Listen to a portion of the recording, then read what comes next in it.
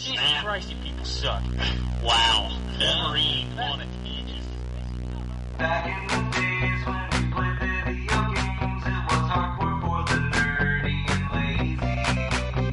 Now things have changed and all our video games are also for the casual and lady. But that's okay, you know the score. We told you a million times before. Playing consoles, not just games, is in the past. And every week you listen to the best damn internet radio crew. It's the N4G podcast. It's the N4G podcast. All right, it's time. Another week. N4G Radio. This is episode 642 for March 8th, 2021. It's now been a year. Been locked down. Maybe the end is in sight. But on the show this week we have Drew. You said it's been a year since our lockdown. It's in March, right? We haven't had a lockdown in Georgia. Well, I can't help that you live in the South. That's not my fault. I'm just saying. Y'all didn't even make one, and now you're lifting the one you didn't make. Well, that's fine. We have John who has had the shot. I think the only person on the show has got the shot. Hi there, all you cool cats and kittens. Yes, I have had the shot. That's the reason why I wasn't on last week. Kidding now. It knocked me on my ass properly hardcore. I'd take it, though. I will take it. Yeah, no, Monday was fine. I was like, Saturday, I got it on Saturday morning, and I was okay Saturday, and I woke up like I've been steamrolled on Sunday, couldn't move off the sofa all day pretty much, and then Monday I was fine. So I took a beating, but only for the day, and again, I got the jab, so that's part one done. Yep. You go back in what, 2 weeks? Is it 2 weeks? No, 3 months, 12 weeks. 3 months, okay. 25th, I think, of May of my appointment is. But yeah, it's every a 3 month gap. Nice. Well, congratulations, sir. You got the Rona shot. Yes, well, hopefully. Obviously, the government now control my nano machine, so that's all good. Yeah, Bill Gates is tracking you. Watch out, buddy. Yep. We got the Wombat. Yep. I have also not got the shot. Yeah, I'm ready. We're still my wife 60 has been above. vaccinated, but I have not. Yeah, we're still 60 above here for regular people.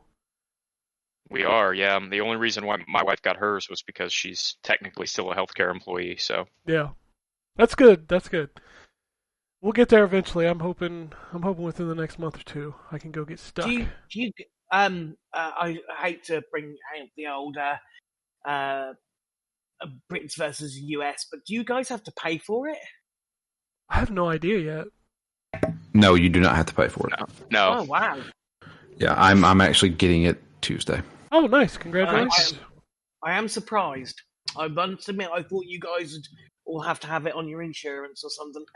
Yeah, I don't know. My doctor told me as soon as they make the appointments to make one. But I haven't got an email saying I can make it yet, so we will see. And finally, we have Anthony. I'm not seeing that shot until at least August. You're Canadian, it don't matter. I mean, what are you like, 17? Shit.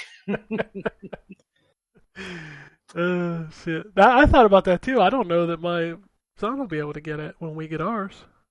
I don't know. No. My one of the guys I work with, his son is in a clinical trial for vaccine for his son. I think is 12 or 13. Yeah. And he's in a clinical trial where they're giving some kids that age the placebo and some kids that age the actual vaccine just to make sure that it's all good. His kid's getting like $1,700 or something like that to be in this trial. Shit. Cool, I'll do that. Is that kid going to spend it all in mine coins or Robux? Yeah. That's how they pay it out. Oh, yeah. He's already limited what of that he's going to get up front and what goes into like an account. Oh, that's funny. Yeah, I won't see that till August because I think it's every 2 weeks they drop down 5 years, so it's starting with 80 and up are getting the vaccines like next week. Yeah. So every 2 weeks we drop down another 5 years. Oh, fucking... Well, you never know. It might be like the UK, and bearing in mind the UK has government has done pretty piss poor in handling this whole situation for the past year. But the one thing they have done right is the vaccines, and they've been faster. They've been getting out faster than they had actually anticipated. So you never know. My issue is more that it is not the Canadian government, it's the Ontario government. Didn't have the vaccines until last week. No. Sorry. It's not even started yet. That's right. It's the 14th that they start taking... Oh, fuck this. Yeah, anyways, I'm not seeing it, so there's no point. And it's like, as someone that's been working the entire time, I mean, that's kind of annoying. Shitty, yeah. Yeah. So if they do it province by province, don't you guys have like 17 people that live in Saskatchewan or something like that? I mean, you're not probably far off. Like I'm in the most densely populated province. It's just the handling of the handling of Corona in Ontario specifically has been just god awful. Now I can't speak for other provinces, maybe they're just as bad, but I mean, this is the same government that said we're going to shut down Toronto, which is fine because that's where, you know, everybody's right next to each other, but then anybody that can leave Toronto just leaves Toronto to go do their shopping. We're just spreading it around at that point. Like, lock down the entire province. Yeah, it's dumb. It's so fucking stupid. All right, let's talk about video games. Those aren't fucking stupid most of the time. Yeah, well, yeah. Well, they are. We'll start with Drew. Or we won't. It don't matter. He's gone. Ninjas have got him. Drew is gone. All right. Well, John. Let's talk to John. Clipped one too many toenails. Must have. Yeah, he took his big toe off. I tell you what I played. I played that Outriders demo. Yeah, I played some more of that yesterday. Oh, Wombat, I was waiting for you to come back to talk about this game. If I'd have known, I saw you online. I didn't know you were playing that. Otherwise, I'd have topped in because I would like to know how that plays co-op because I kind of had fun with it on my own. I think the opening bit is a bit of a drag, and it's yeah, it's not fun until after the truck ride. Yeah, I noped the fuck out of that demo as the truck ride started. I was oh like, God, yeah, you didn't even get to the like actual part of the game. No, everything up to that sucked so bad that I'm like, I don't even like the cutscene was all staggery and the voice acting was awful. Oh God, that was terrible. Yeah, voice acting was terrible. I'm like, do I really want to invest any time in this? And I thought, no, I think I'm good. Man, I'm disappointed that you didn't make it to the actual game because the game is kind of fun. Yeah, I mean that's the kind of impression that I got, Ryan. Is that I felt like when I was playing the opening bit, I was like, is this what this is? Yeah, that opening bit sucks. This doesn't seem very because in all honesty, I hadn't really seen a huge amount about Outriders. I knew it was Square Enix, and I knew it was a bit of a looter shooter, but and it was made by the people who made Dictates. But I didn't kind of know much more about it, and I sort of started playing. And I'm thinking, well, this is just feels like a bit of a poor man's Gears of War, and I know there's. You know, they did some stuff with Gears of War, people can fly, but it just felt just very generic, very, just bland. It would be the word I guess I'd use. But it just sucked, John. Let's just say it sucked. It sucked, and then you kind of get your power. Then you kind of the whole actual game part kicks in, which is essentially. So are they like repeatable missions, a bit like Destiny, where you can go and repeat them, or I have I'm no not- idea. I was just basically going through like the missions each individually. yeah, you get these missions, and the idea is that you go through from point A to point B, shooting things, but it's about moving fast. It's about constantly going forward. It doesn't like you standing around doing nothing or just poking your head up over cover. You've got these three classes. There's I'm not 4. really sure. Was there 4? There's 4 Oh, okay. classes, yeah. I thought there was 3. No, there's 4. There's the long range, then you've got the mid range, then you've got the melee, and then you got the tank. Oh, okay. I don't know. I picked the fire guy because it's fire. Everyone likes fire. So those then you get these abilities that kind of are unique to that class, but they do sort of crowd control and health perks and various bits and pieces. It's quite fast paced and it seems okay, but I think it would definitely be more enjoyable if there's more than one of you. I think it definitely co-op is going to be a big part of the fun of that game. So that will be interesting to see whether or not it holds up and whether it's got that longevity. I mean, let's face it, they're touting this as a live service game, and they haven't exactly got the best track record when it comes to live service games to Square. So it'll be interesting to see how they handle this one differently to how they handled Marvel. Well, I hope it's good because they're breaking Marvel this week. I don't know if you saw the news. Yes, a lot of people are a bit. You know what? I can see their point. A lot of people are a bit annoyed about it. Very annoyed. But I didn't realise that your levels are static, so it's just as quick to go from level 1 to 2 as it is 49 to 50. I didn't know that. I didn't know that they weren't. Yeah, but that's not the problem they need to fix. No, it isn't the problem they need to fix. I was watching. I think They need to add a game. Well, they need to add They need to add like interesting combat for the loop because right now it's just the same. What if we fought again in a bunker against robots? Yeah. Wow. I was watching. There's a YouTuber called Yong Ye, and he sort of comments on these sort of things, and he made a good argument in the fact that by doing this, the fun stuff comes from when you actually level up your character and you unlock all of their abilities. That's when it becomes fun. So by making that bit harder, you're taking the fun out of the game. So, but again, it's you get that's this week, isn't it? You get the X it's and S next week. And, PS5. Oh, next week PS5 next stuff week. and yeah. So I probably won't do anything with that because I played that for a bit and. I'll probably boot it up and be like, "Oh, this looks a lot better." Bye. Mate, delete. I played some Capcom Arcade Stadium, which after we spoke 2 weeks ago, where I'd played like a bit of that, I got the code for review for the full package, and that's a lot of fun. It definitely. Tickles that nostalgia itch that people of my age get. You're probably the same, Ken and Ryan and Drew. For sure. Those amount of times that you spent money on a arcade game like Street Fighter or Forgotten Worlds or 1943, those type of games that just sucked your silver out of your pocket.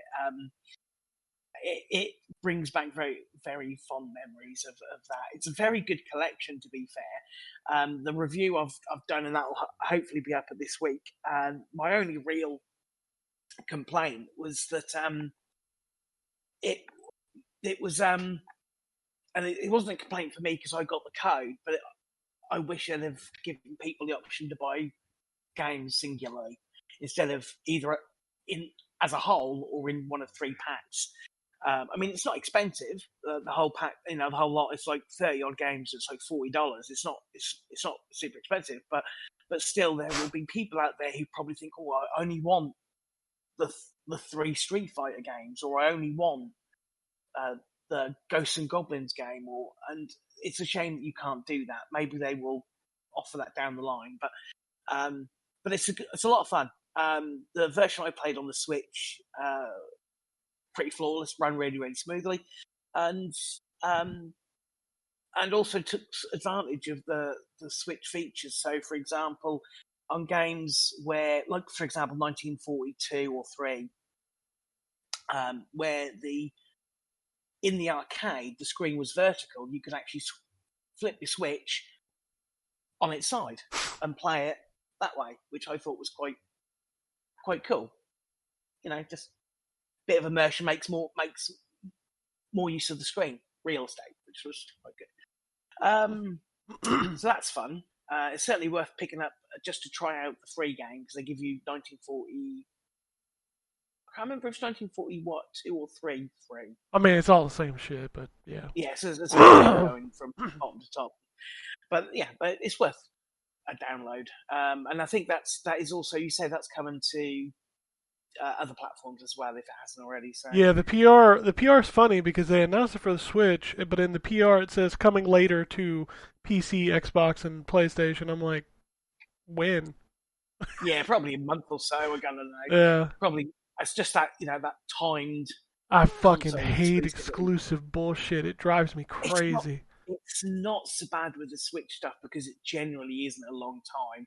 I'm still. Well, it's not pissed even the about time. Final Sometimes Fantasy is VII like it's not just the time. It's like not knowing. Like I'd almost bet you that within 6 months that Ghosts and Goblins Resurrected will be out on Steam and Xbox and PlayStation as well. But like they didn't even announce it, and we've had a new version of Final Fantasy announced, and they still haven't announced the PC or Xbox versions. And they're definitely going to happen. Oh, absolutely! Square's not going to leave that much money on the table. No, they like money, of course they do. But yeah, I'm actually expecting something because that will be its year anniversary next month. So I reckon that's when the exclusivity will end. So I reckon that'll be a quick. It's out in the next week or so, kind of thing. It'll be a quick kind of drop. So, what else have I played? Played some more Fortnite, obviously, because we're not. Also, a game called Neoverse, which is on Game Pass. Oh yeah. It's on the Xbox. I played it. And that's like a deck building RPG game. Have anybody played Slay the Spire? I have. Oh, Drew's back. Welcome back, Drew. Yeah, sorry, I had to deal with something. Yeah, it's toenails. Jesus. It's like Slay. It is exactly like Slay the Spire, except it's like a futuristic action anime Japanese styly type. That's a lot of like adjectives there. Yeah, it's whereas like Slay the Spire's got this very unique look, like hand drawn kind of look, very static in the movements. This doesn't. This is very much a full-on graphical type game, I guess. Still, you've got 4 classes. Each have their own style of play. You can't unlock; they're not all unlocked to start off with. You have to start off with one, play through that. It is incredibly like Slay the Spire, but I'm actually enjoying it. Well, like I did Slay the Spire, I guess, but it's fun. It's you have a deck of cards that you get randomly selected at the start of each run. It's a roguelike in the same vein that Slay the Spire was. You start off with relatively easy enemies, you work your way up, picking types of rewards and challenges, and then as you beat the enemies, you go to a boss and all that stuff. It gets progressively harder, and then when you die, you go back and start your run again. But you unlock stuff as you progress that you can unlock new cards that you can add in that can be added into your deck and things like that. Yeah, that's not bad. If you've got Game Pass, it's worth trying. It's on Xbox and PC, Windows PC for Game Pass, so that's pretty good. And I think that's it. I played a little bit of a game called Puss. I'm not sure what to make of it. It's can anybody remember those things? Those that like Not off that electric. description. I'm trying to think of the word for it, but there was like a game that you could play. I used to find it play it as a kid, where you had like a metal bar with a loop around it, and you had to move the loop without touching the sides. Essentially, irritating stick. An irritating stick. It's that, but in video game form. Okay. Yeah, you use the left stick to control a cat head. Your puss. A puss. Along these various levels of mazes. Some are simple, some are a little bit more complicated. And you get from one point to the other to clear it, and you don't touch the sides. That's practically it. That's literally irritating stick, the PS1 game.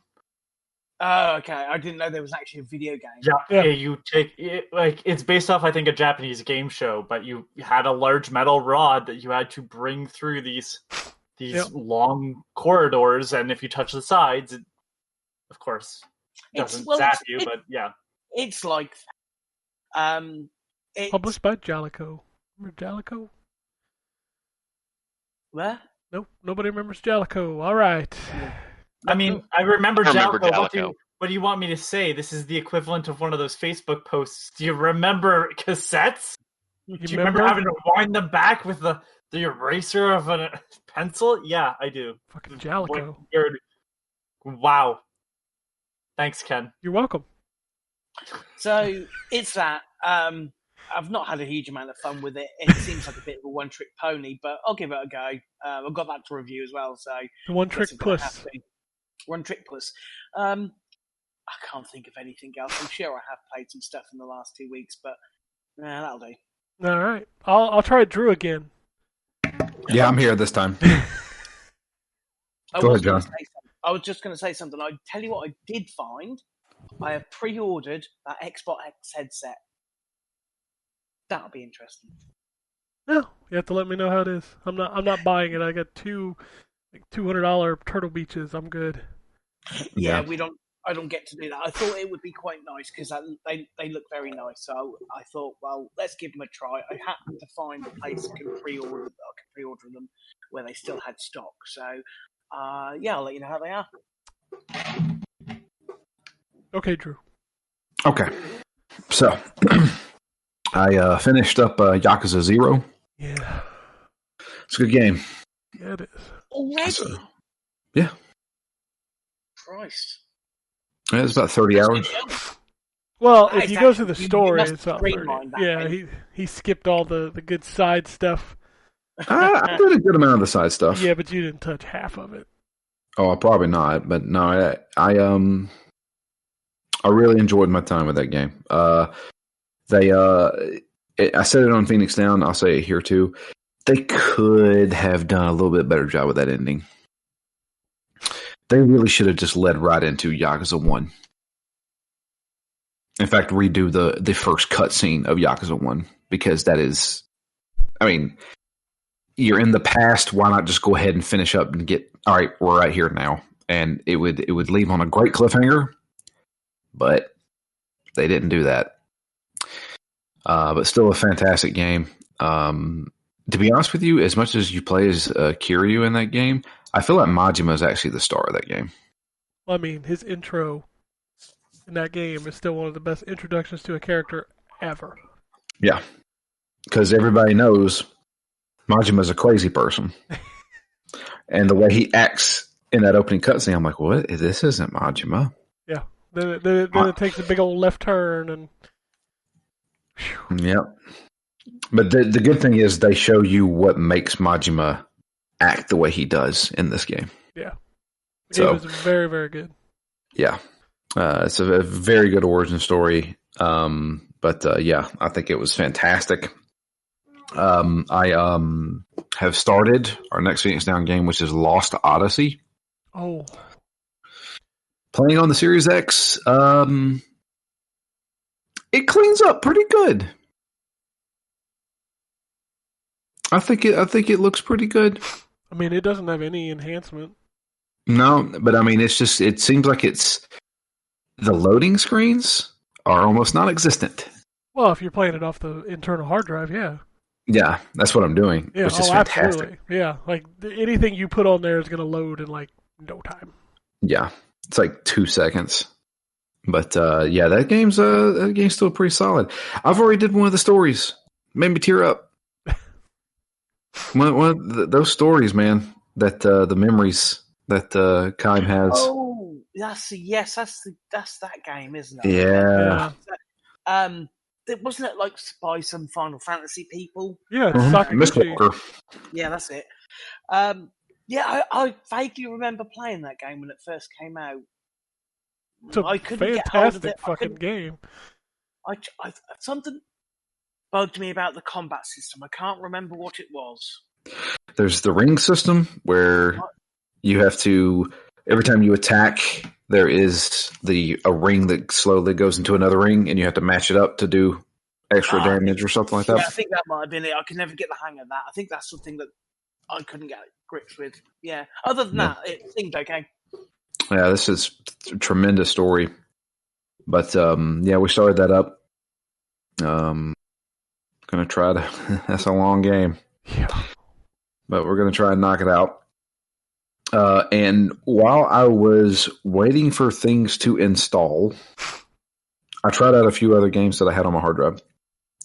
The first one being, and I reviewed this game a long time ago, and I was like, I kind of feel like playing a strategy game of some sort. So I started up This War of Mine again. That game is very intriguing, but that game is also hard. Depressing as hell. Yeah. I mean, that game is just hardcore. Like, every night you go out and you try to get, materials or food or something like that. And I ran up on this house, and it was just like a old man and woman, married couple. And I went in and I was like, I got to have food because I'm going to starve to death if I don't. So I just started stealing their food, and they just kept yelling, "Get out, get out." And then when I leave, then that character is like sad for like 10 days. And he's like, I can't believe I just stole food from an old couple. Way to go, Drew. Yep. And then, eventually I got to the point where I was like, I don't care about any of these people. I'm just going to, if I see somebody, I'm going to kill them and take their things. People get invested in video game things like that where they get sad, and I'm just like, man, I can't. It's just a video game. I'll murder everybody. I don't care. Yeah, but it affects your characters if you do. Yeah, see, that's when I'm like, I don't want to play you. If I'm not guilty, my character shouldn't be guilty. Well, I don't care. Doesn't work that way in real life. It's a video game, Drew. I know that, but it's supposed to be like real life stuff. I don't want to play real life. I want to play a video game. Well, fine. I want to shoot demons in hell. But, you don't do that in This War of Mine. Oh, no, I do it in Doom. That's what I do. But, yeah, I think that's a solid game. It really is. It is a difficult game. If you get into combat, you've got about 2 chances before you're dead. It's one of those, like if you have a crowbar and the other guy's got a gun, you're kind of screwed. Well, I mean, that's like real life. Yeah. So I did play some of that, and then I forgot that I had purchased for like $5 the Burnout remastered. Oh yeah, my son wants Burnout that. Paradise. My son wants that for the Switch, and I keep forgetting that it's like $50 on the Switch. Do not do that. Do not. Way overpriced. Yeah, I'm just like, you sure you want that game? What? You don't want that game, do you? You played enough of that game. You don't want that game. That game's good though. Mm-hmm. And I sat there. I just loaded it up, and I was like, okay, let's see what we can do here. And I was like, man, I still got these roads memorized. Like, that's one of the games I actually platinumed on PS3 back in the day. And I still had everything like to a T. Remember every turn, stuff like that. And I sat down and played for about an hour and a half. I was like, okay, all right, I'm still digging this game. Still really good. Still really good. It's on Game Pass now. Yeah. I purchased it a long time ago. Probably it was no more than $5. Yeah, it's on sale on PC, PlayStation, and Xbox all the time for $5. Yeah, so I bought it there. I was like, yeah, this is a good game. And man, I'm invested in this again. I played 2 rounds of Battlefield 1 for a quest. I installed that, and then I saw what the quest was. I was like, nope, delete. And yep, and I did those 2, and I was like, maybe I'll get lucky and get on the team. That's the MVP team. No, it didn't happen, and I was like, I don't want to play this game anymore. Yeah, nah, I'm good. So Not to mention, there it's goes. like 80 gigs. Yeah, and it's 200 points, which is a good amount. But I'm just like, nah, this is worth too much. So The rest of the quests this month were fun. You got to play 10 matches of Injustice. yeah, And then I booted up Shadow Warrior 2, and I forgot how good that game was. yep, I did that as well. Yeah. Like those. It does not take long to do that Shadow Warrior one. Well, no, because you get tons of money in that game, but that game is stupid fun. Yeah, it's dumb. It's That game is extremely- dumb. It's supposed to be dumb. His name is Lo Wang. I know. But yeah, he breaks off into song half the time. Oh, yeah. Like, I don't know how much of that game you played, but eventually you get, like, this character that's with you the whole time, like this spirit, and they're constantly bantering back and forth, and it's just hilarious. I didn't play a lot of it. I got the quest, and I was like, I got other games I need to play. Oh, that game is good, though. I wish they would enhance that game for Series X, because, man, it still does not run or look very good. It does not look good at all. Yeah, like, that game could look a lot better if they would have, like, updated it for these new machines. Yeah. I did that. More Persona 5 Strikers. Oh, yeah, that's a video game. It is a video game. That's a solid video game. That is solid. That is. I am very interested in that. Of my love for Persona. Then you should probably pick this up, John, because it is legit a sequel to Persona 5. Oh wow! It takes place about a year after the events of Persona 5. Some of the kids are now in college. Some of them are still in high school. And a whole new thing is going on. But isn't this It's a Muso. It's a Muso game though. This is my problem. It's a Muso game. It is, but it is not your traditional Muso game. It's Musona. Yeah. So you can straight up use your persona. You can you actually, when you pull out your persona, you can like choose abilities like Zio or whatever to attack enemies. So everything that's in the turn-based game is there. So if a enemy is weak to electricity, you can zap them, and now they're down. You can do a one more attack. You can do an all-out attack, which hits a whole bunch of guys at one time. So there is a ton of strategy involved with this game. At the same time, you are just hacking and slashing, but there's way more that you can do in this game. Also, standard Muso games give you this giant map, and you go from different sections of that map. Which And is what I hate the most about Muso games. you don't do this in this game. You're going through essentially what is a dungeon. Now, some of them can be merge, but it's not like you're trying to take control of maps and stuff like that. Yeah, that's the part of the Muso games, because I don't mind a hack and slash game. That's fine, but it's like, oh, you've got to go all the way over to this corner of the map, clear out them. Oh, no, just go all the way back to the corner where you were and do all of that again. That's what I kind of didn't like. So far, I have not ran into any of that.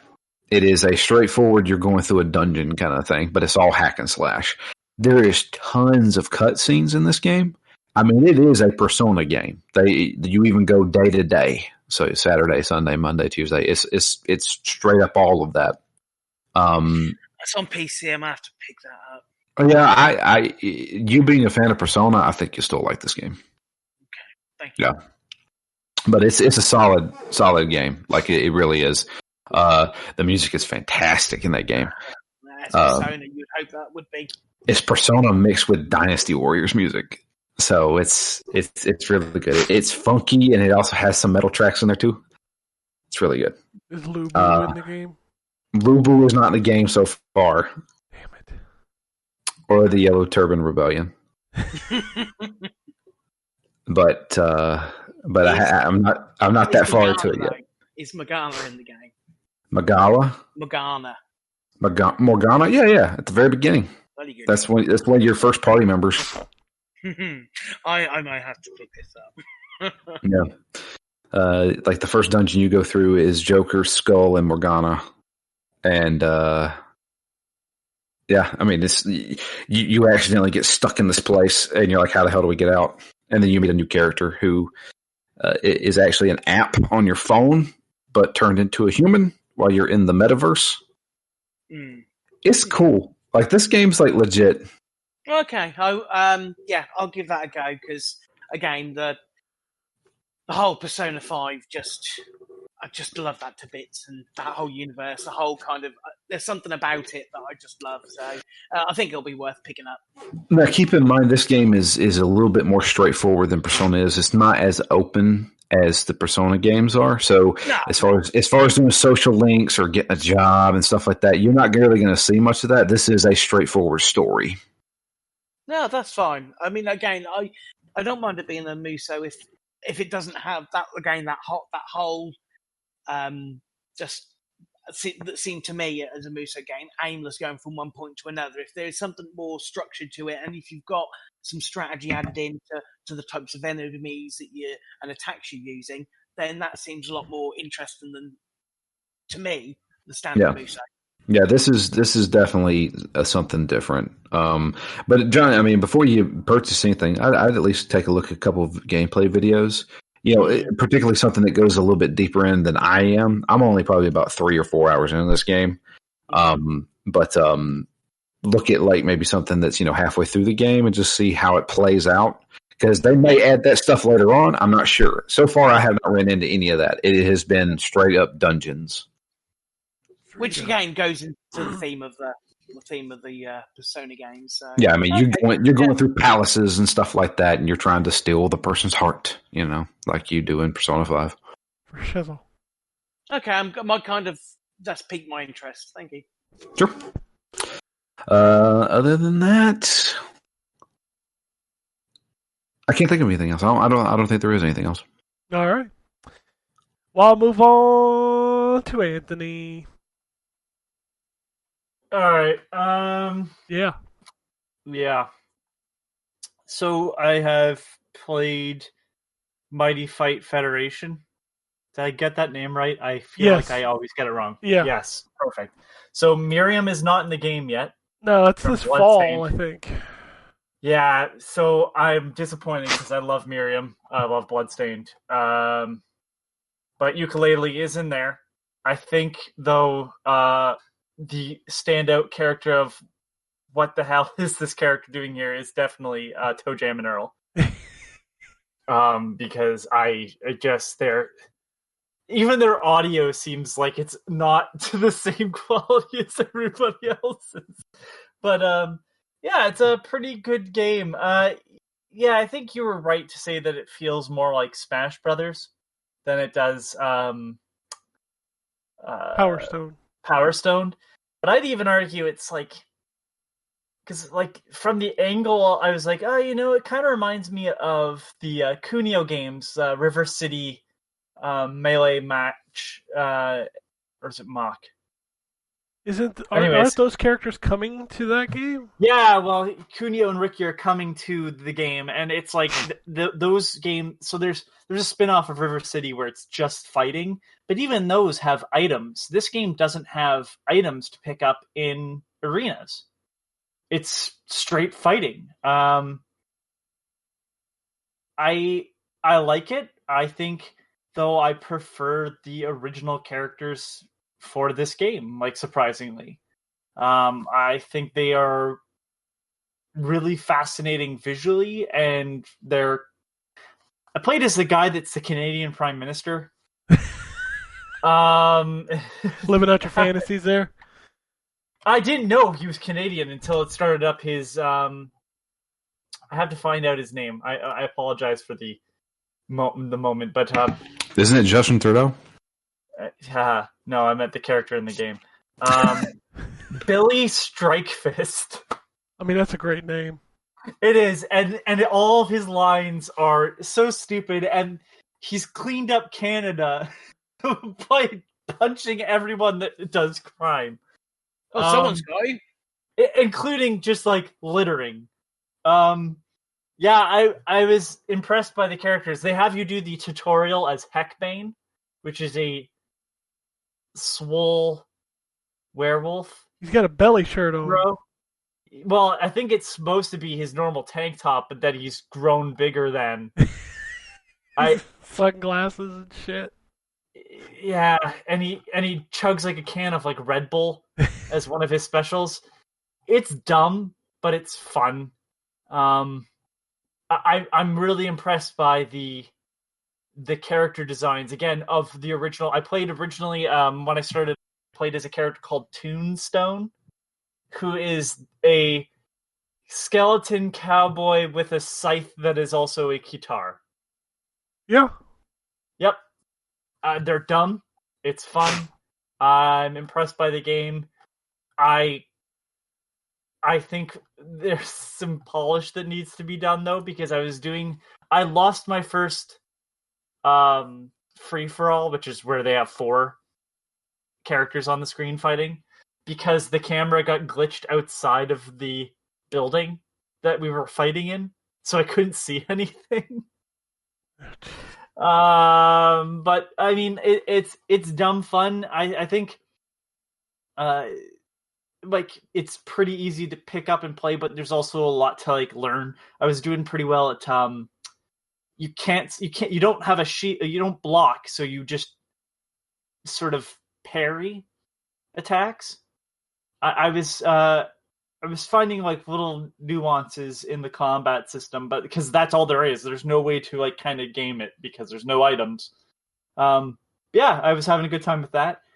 The other game that's relevant, I'm not going to keep bringing up the same stuff I play every week, is, I want to say it's pronounced Gnosia, but with a G in the front, because it's not GE.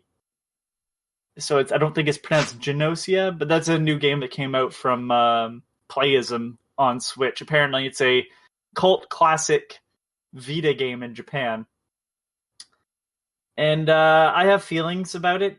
The main idea that they are selling this game off of, and I just, if you want to go into it blind, here's your warning, I suppose, but I would suggest listening to it, because I feel like the advertisements and what is shown from them is not necessarily indicative of what the product is.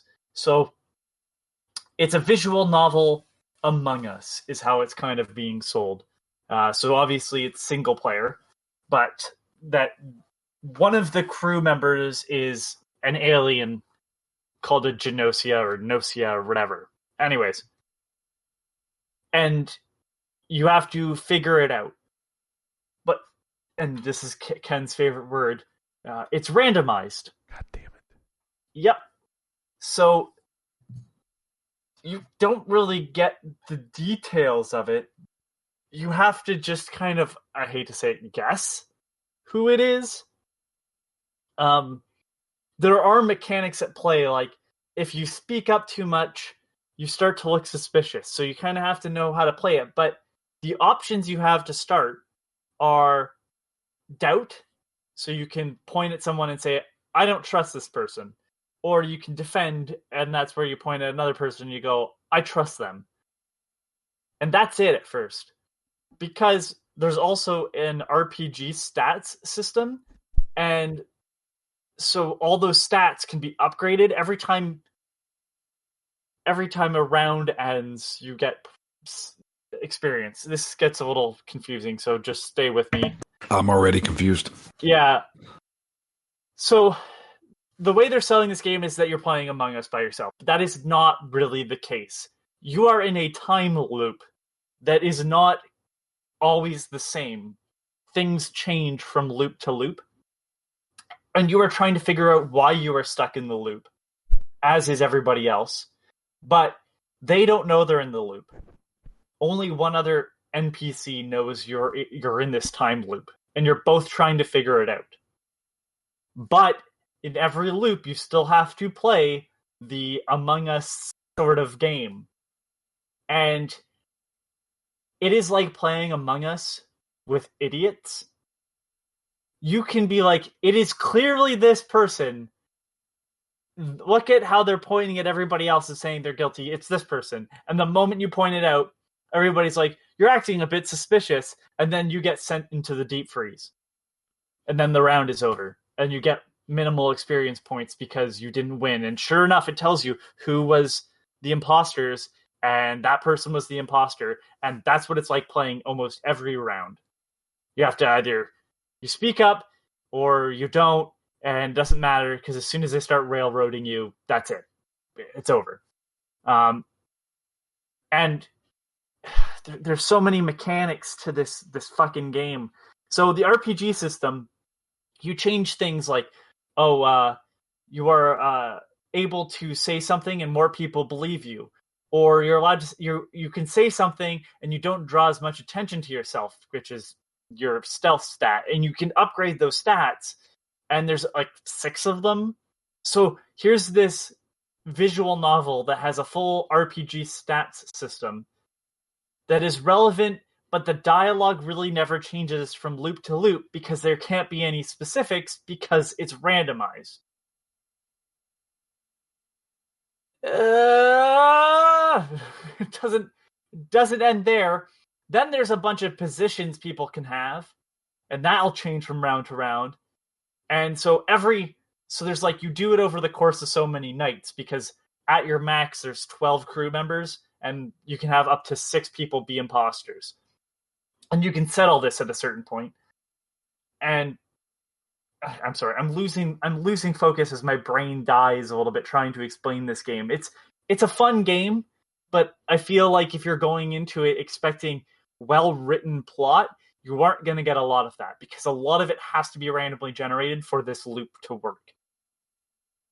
There are things that happen that are extremely interesting, and you do get a little bit more control when you start playing positions like Doctor, which can tell if someone that you've put into the deep freeze was human or not, or Engineer, who can check every night to see if someone is human, a single person. And every night, one person might get killed by the imposters. And you can play as an imposter sometimes in this loop.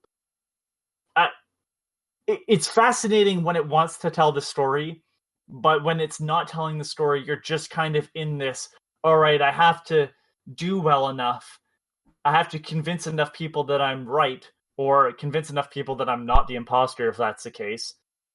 And I can understand why there's a cult following, but boy, 99% of the characters in this game can be shot out of the airlock. They're annoying. You reading the same stuff is kind of irritating anyways, but like when it's people that you do not like in a video game, it's just even worse. It is interesting. I don't know if I would pay full price. If I was you, I did. But it's something to kind of keep in mind. Now, I've been told about another game. I have to just pick up my Switch for a second and figure out the name of it. It is called Raging Loop, which is kind of funny because Nocia uses the term loop as their rounds. That is apparently a more written experience. Like, they've actually wrote out a plot, and when you fail to do it, you go back into the loop, from what I've heard. But it isn't what I expected it to be. I am enjoying my time. I've been talking to others about it. There is a bit of structured dialogue to get through these story moments, and learning more about each character is interesting. But at some point, you have to do the round a specific way to unlock more of the story to get further on, which might include having to boost your stats so you can use certain skills during the conversation period. If I've lost you, yep, that's exactly what this game does. It does a bit better of sort of bringing you in, but you will be irritated because it drip feeds you all the parts of just common deduction. So that's it. That's what I've been playing. All right, next person, because I just murdered this conversation. Everybody's silent. All right. Say what now? Sorry, you missed that. Too busy. Yeah, I got it. Haha. move on to the Wombat. All right, so I'll be pretty brief. I played the Outriders demo, as previously mentioned, and I did not like it at all, and so I stopped playing it. That's the end of that.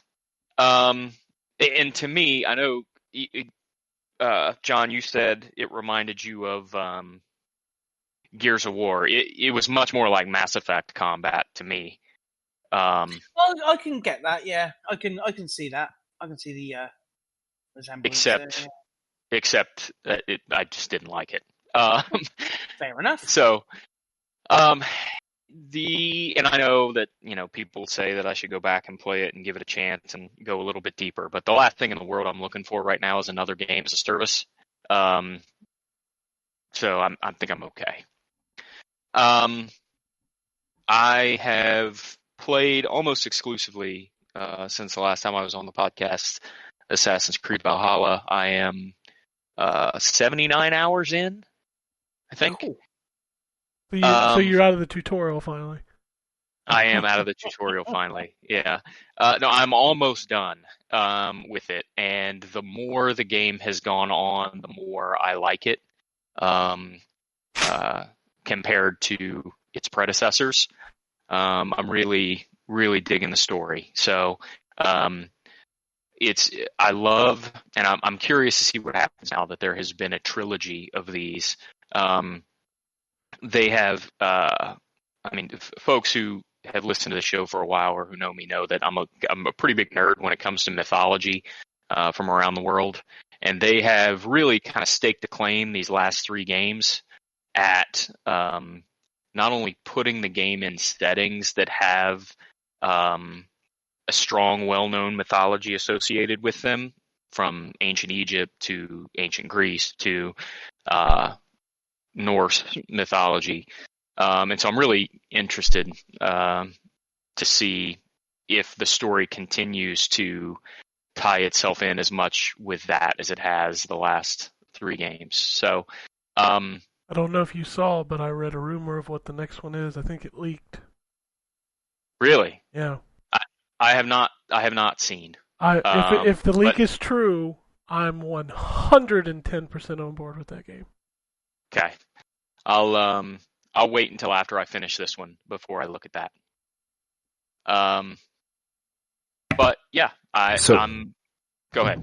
I wanted to ask you, now that you've put this amount of time into Valhalla, out of the big 3 that you just mentioned, which one do you think is going to turn out to be your favorite? Yeah, it's really tough. I was thinking about this earlier today. I think it's a mixed bag. So I still think that in terms of character, that Bayek was my favorite. And his sort of personal story was really good. I think in terms of the setting, that Odyssey was the best. And I think in terms of combat, that Odyssey was the best. But I think in terms of story, I like this one the best. I feel like it tells the most compelling story. I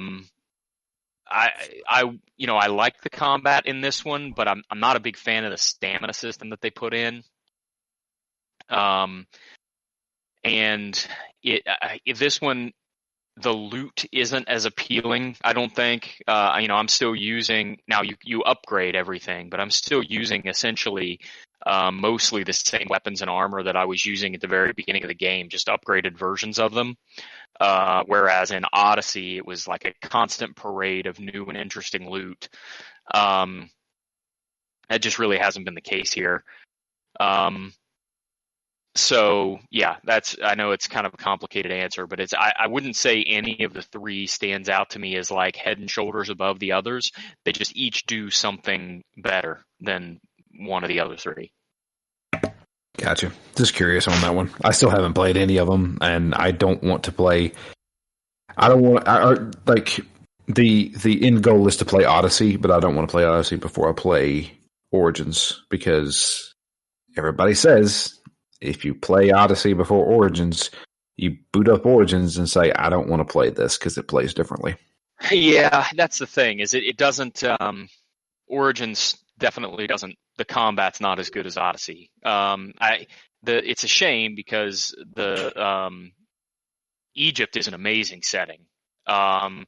And like I said, Bayek's story is really, really good. But it would be hard to go back and play just as a video game. Right. So I can respect that. If you play Odyssey here or Origins, here's what I'll say. It is, and now I haven't finished Valhalla yet. But as I sit today, I think the story in Origins is probably the most important as it relates to the overall sort of Assassin's Creed mythos. And you will really enjoy the story. It's also the shortest of the three. I feel like I mostly did story stuff in Valhalla. I mean, I've done the Order of the Ancient stuff, but even a lot of that is tied into the story, and I'm still at 80 hours. So Valhalla is not a game that you can like power through in a weekend. Maybe you're talking to the man who got Yakuza Zero done in 30, so you know. That's true. Yeah, but that's only because it was for Phoenix Down. Yeah, I mean, this game it's got a lot to it. I mean, a lot, and I have struggled so far to think.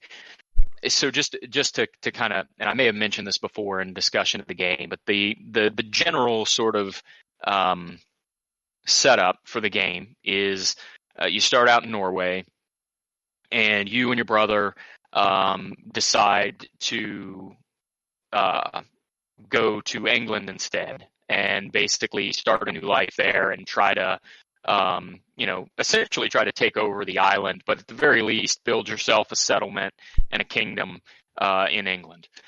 And so you spend most of the game building alliances with other clans or kingdoms on the island that can help you in the event you need help. And so there are a couple of those alliances that, looking back, probably didn't. You probably could skip and still get the good gist of the story. But I think there's a pretty important story mission that's kind of locked behind having all of those done. So I struggle to think how you would skip any of them and still get to a pretty important story beat. So that's, I think, what kind of adds a lot to the length. But they're all enjoyable in their own way. They all sort of add to the character of the game and the main character in their own way. But there are certainly a couple of them that are stronger than others. Have you played Immortals: Phoenix Rising? I have, yeah. I'm probably, I don't know, a third of the way through it. Okay. It's next on my list to go through and finish after this one. Gotcha. I just didn't know how those compared. I think they're slightly different. Yeah, Immortals plays a lot more like Odyssey than it does Valhalla. If you like the way Immortals plays the combat, you'll like Odyssey. I think I got it for you, Drew. 2022, the year of the AC. So I have no interest whatsoever to go back and play any of the previous Assassin's Creed. We'll make next year the new trilogy. The new trilogy. I mean, we could possibly do that. Or you know what we could do? I mean, I don't know how big are these games essentially. I know Odyssey is giant. Yeah, Odyssey is like over 100 hours. Maybe in between Yakuzas, we could throw in Assassin's Creed Origins. Origins you can finish in 40 or 50 hours. Yeah. Okay, well, we're doing that with Lost Odyssey right now. So yeah, Origins is definitely the shortest of the three. I may try to convince Matt to do that. I mean, we'll see what happens. Origins is also the only game to have a Final Fantasy crossover. That's true, it does. Although I don't know that that's still active. I think it's just a quest in the world. Yeah, but I thought it was a timed quest. I don't know if it still exists anymore. I don't know if I boot up my game, I still got my weapon, so I don't know if you can still get it. I don't know. So let me throw this question out there to you. With Origins, they released, 2 DLCs for it? They did. Yeah. Are those worth going through? I didn't play either one of them. I didn't either. I lost interest after I finished the main quest of Origins. Okay. Once I finished Bayek's story, I didn't really care. Yeah, I heard that the one DLC was really good and was pretty important, maybe a stretch, but it gives some more background because the Origins actually chronologically takes place between Odyssey and Valhalla. So in Odyssey, the Brotherhood of Assassins doesn't exist. And then the whole point of Assassin's Creed Origins is getting to the point where Bayek and Aya create the assassins. Gotcha. So I think the first DLC kind of delves into that a little bit more. But I never played it, so I can't tell you if it's any good or not. I played the DLCs for Odyssey, and I liked them both. Yeah, I heard the Odyssey DLCs were fantastic. The second one is amazing. I need to finish it, but it's amazing. So the other question I do have is, with Origins, I know. All right, so I don't know much about these games, but I know Odyssey does kind of lean into the supernatural a little bit. Does Origins lean into the supernatural? Yes and no. Okay. It's hard for me to answer that without spoilers.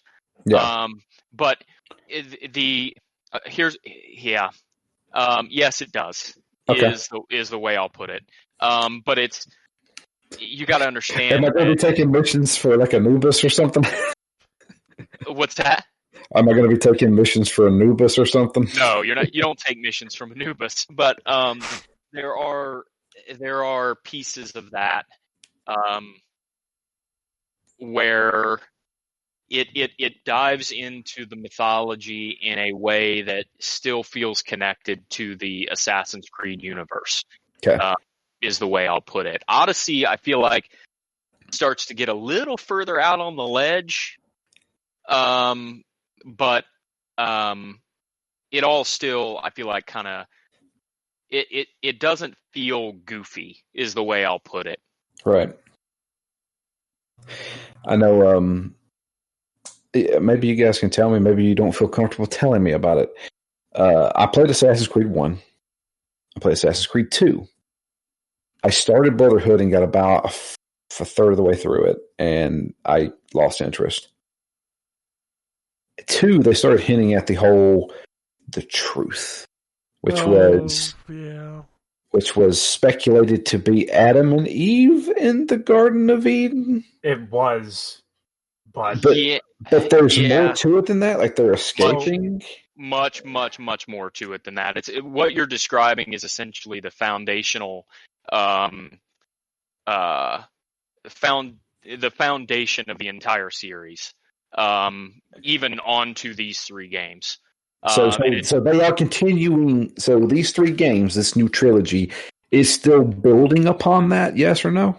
Absolutely. Yeah. Okay. The entire premise of the series is built around what you're describing right now, and I have trouble telling you what it is, because if you ever do decide to go back and play those games, there's some joy in the discovery, and if you somehow have managed to not be spoiled on what that is, it's quite honestly pretty incredible. So, okay. I've never been spoiled on it. I always thought, I was like, is this Adam and Eve? And then and Assassin's Creed 2, I did every single thing I could in that game. Like I got the whole truth sequence and watched the whole thing, and I was like, okay, so Adam and Eve's escaping an aliens world or something? Aliens, man, it's aliens. Oh, that's what I was thinking. So the Ezio trilogy, Brotherhood, Assassin's Creed 2, Brotherhood, and then Revelation, they have what I will call an arc that really opens up what all that is about, and then it ultimately gets that piece of the story arc kind of gets resolved by the time you get to I guess by the time you get through Black Flag, and then probably by the time you get through 3, and then Black Flag kind of starts another side kind of story arc, but they all ultimately tie back to the same thing. Right. And again, it's pretty incredible to me that you haven't been spoiled on it. So that's as much as I feel comfortable giving you. Yeah. Because what you're describing though is still a part of the series. The only thing that I know, and this may be spoilers, I think it's spoilers for Assassin's Creed 3. I can't remember, but I know it. Not Ezio, but Desmond. Actually, his storyline ends. He perishes. That is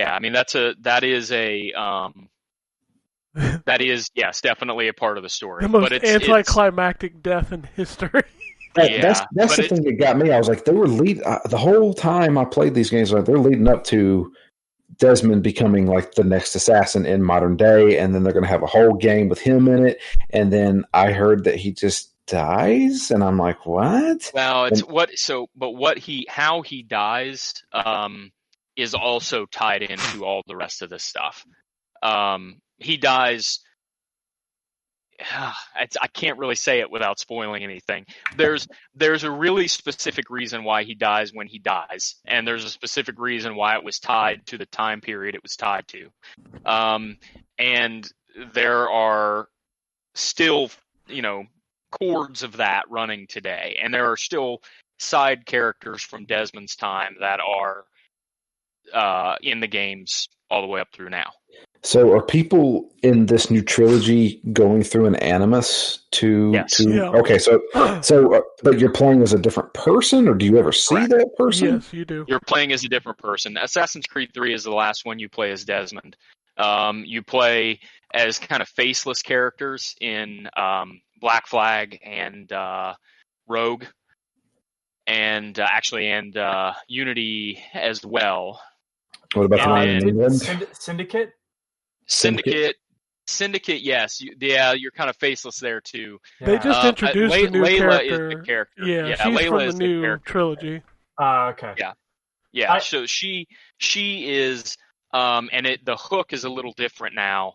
Where the hook before, just quickly, the hook for the games, the Altair game and the 3 Ezio games and the Connor Kenway game, is that they're all ancestors of Desmond, and that's why Desmond can access their memories, their genetic memories, through the Animus.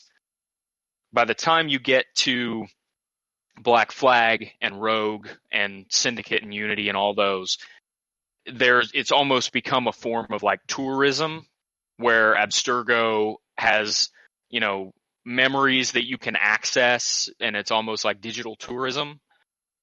Layla, who's the modern day character in this trilogy, has developed a way that if she can find someone's body, like their dead body, she can access their genetic memories through the animus that she has. So she's almost like, it's almost like a rogue setup now, where they're, doing it on location in places and kind of on the run a little bit. So it's still through an animus, but it's different than it was in the first couple games. Gotcha. Okay. They kind of explored that with Desmond in Brotherhood, where he was kind of out on the run. He was outside of Abstergo. Yep. I remember that. I felt like that was intriguing, but it felt like it took so long to get there. Yeah. Go ahead, Anthony. I was going to say, because while we were talking about the other ones, I was really angry when they because for a while there, they really dropped kind of the through line, in my opinion. Yes, there was connections to the other games, but I felt like Black Flag, which was a lot of fun to play. I didn't play Rogue, and I've only played a little bit of Unity. But I watched my dad play like all of them to be in the same room, and I was like, well, they got rid of the stuff that we're not talking about in front of Drew. Does that make sense? They didn't get rid of the stuff I'm not talking about in front of Drew. They minimized the through line on the current day story, but that's not the same as what I'm trying not to talk about with Drew. Right, but what I'm saying is it felt more like I felt like the conspiracy portions of it and all that became less of that and just be like, well, now you just get to play in the timeline. Like, now you're a pirate, and it's like, that's cool, but then with the newer games, they've brought that back. I know that Odyssey really does, but they even Origins. Yes, yeah. Thank There's God, definitely still, but like with Valhalla, you can't. I mean, you can go the entire game and very rarely play as Layla. Like, you kind of get forced out to her for a very short period of time at the beginning. And then there's a couple little pieces where you play as her. You can back out and go play as her anytime you want to. Like, you can get out of the Animus anytime you want to and check on what's happening there. But it doesn't force you out. I'm not at the end here yet. And so I imagine it ends like the other ones do, where there's a big closing sequence in the modern day. But there's definitely a huge modern day component to Odyssey at the end, particularly. Okay. I was really irritated when they had built up the truth, as it were, and then the next couple of games outside of 3 didn't really. That was not the focus anymore. Like, it was such a big thing, and then they were like, well, nah. And then it's like, now Abstergo makes video games, and I went, what? But I'm with you, Anthony. I think I definitely think they dropped the ball when it came to the actual the mystical stuff, the Adam and Eve stuff after 3. Once Desmond had been, his story arc had closed off, it felt to me that they'd kind of just, people don't play it for that. And I was invested in that. I thought that was really cool. But it's felt like that they thought, no, people don't play it for that. But from what I can gather with Origins of this new trilogy, they have kind of put another stronger emphasis on the whole overarching story again. So something was spoiled in Odyssey that I know for a fact is connected, but it was just I thought it was just because Odyssey was the weird game in the series, but it's interesting to know that Origins has that as well, and that Valhalla has that. So that's what had me going with those games. I liked the medieval stuff with and all that, but like, I really love the sci-fi elements. Yeah, the big reveal in Assassin's Creed 2, which, I mean, I'll spoil it for everybody because it's now 10 years old at this point. It's a lot older than that, Drew. Yeah. So, but the moment where Ezio finds what he's looking for, and this spirit or whatever starts talking, and they're like, talking to you, we're talking to Desmond, and I was like, oh shit, this is kind of cool. Yeah, that kind of stuff happens a lot throughout the rest of the series, especially the new trilogy. There will be times where something will happen, and your character in the past will say something to the extent of, I don't know what that means, but that message is clearly not for me. And in Valhalla, I won't spoil anything, but your character goes to a place that you wouldn't necessarily expect to be in the game based on the time period. And he gets there, and there's a big door with an orb keyhole. And it's the Final Fantasy crossover. he makes the comment that he makes the comment that this is clearly for someone else, not for me. And so, yeah, that kind of through line, although they don't necessarily. I think they do a couple times in Odyssey make reference to who they're actually talking to, but Odyssey is probably the most out there one so far, just with the way the story wraps up and the connections there. So, and I know some of the stuff in the DLC too. That's what I had spoiled, fortunately. All right, we gotta move on. Yeah, we've been talking about Assassin's Creed forever. So, Well, it was a good conversation. Yep, definitely. But you should play them for sure. Yes, I want to. I most certainly want to. I really liked the actual story, the past story in Assassin's Creed Rogue. That was one of my favorite ones of the old style. But I mean, Anthony and John are right. They're not as critical to go back and play. This new trilogy feels a lot more critical to me. Gotcha. I like the idea of Syndicate. I flirted with the idea of playing that. there's some weird as shit a in Syndicate. As a self-contained game, though, that game has, I think, the best villain in the entire series. That's a great game, Syndicate. They really got back to... That's just because you're a limey Brit. Yeah, that's it. Well, when they have one in Canada, I'll let you have a go. So the cool thing about Syndicate 2 compared to the others is in Syndicate it's probably not the only one, but it may be the only one. I can't remember how your character starts Rogue. But there's no like, oh, I discovered the assassins. Like, your characters in Syndicate, the game starts and they've already been assassins for a while, which is kind of cool. It lets the story kick off a lot quicker. Yeah, outside of Altair in the original game. Yeah, that's a good point. Yeah. That's a good point. So I'm going to throw this out there and make an educated guess due to the timeline and where it's set. Or I get the feeling that you play as two different characters, a brother and a sister, right? Yep. Yes. They're discovering that an assassin has gone rogue and started killing people, and then that's the main villain, and it turns out to be Jack the Ripper. That's a DLC. That's not the main game. That is a DLC for the main game. There is a Jack the Ripper DLC for the main game. That's not the main bad guy in the regular game. And they don't bury the lead on it either. It's called Jack the Ripper DLC. Yeah, it's right in the title. Yep. Okay, I didn't know that, but I was just an educated guess. Yep. All right. Anything else, Wombat? No, that's it. All right, I'll run through my stuff real quick. Trying to steer this conversation away. What's that? Yeah. You're desperately trying to steer this conversation away. Well, I mean, unless you want to be here for 4 hours, John.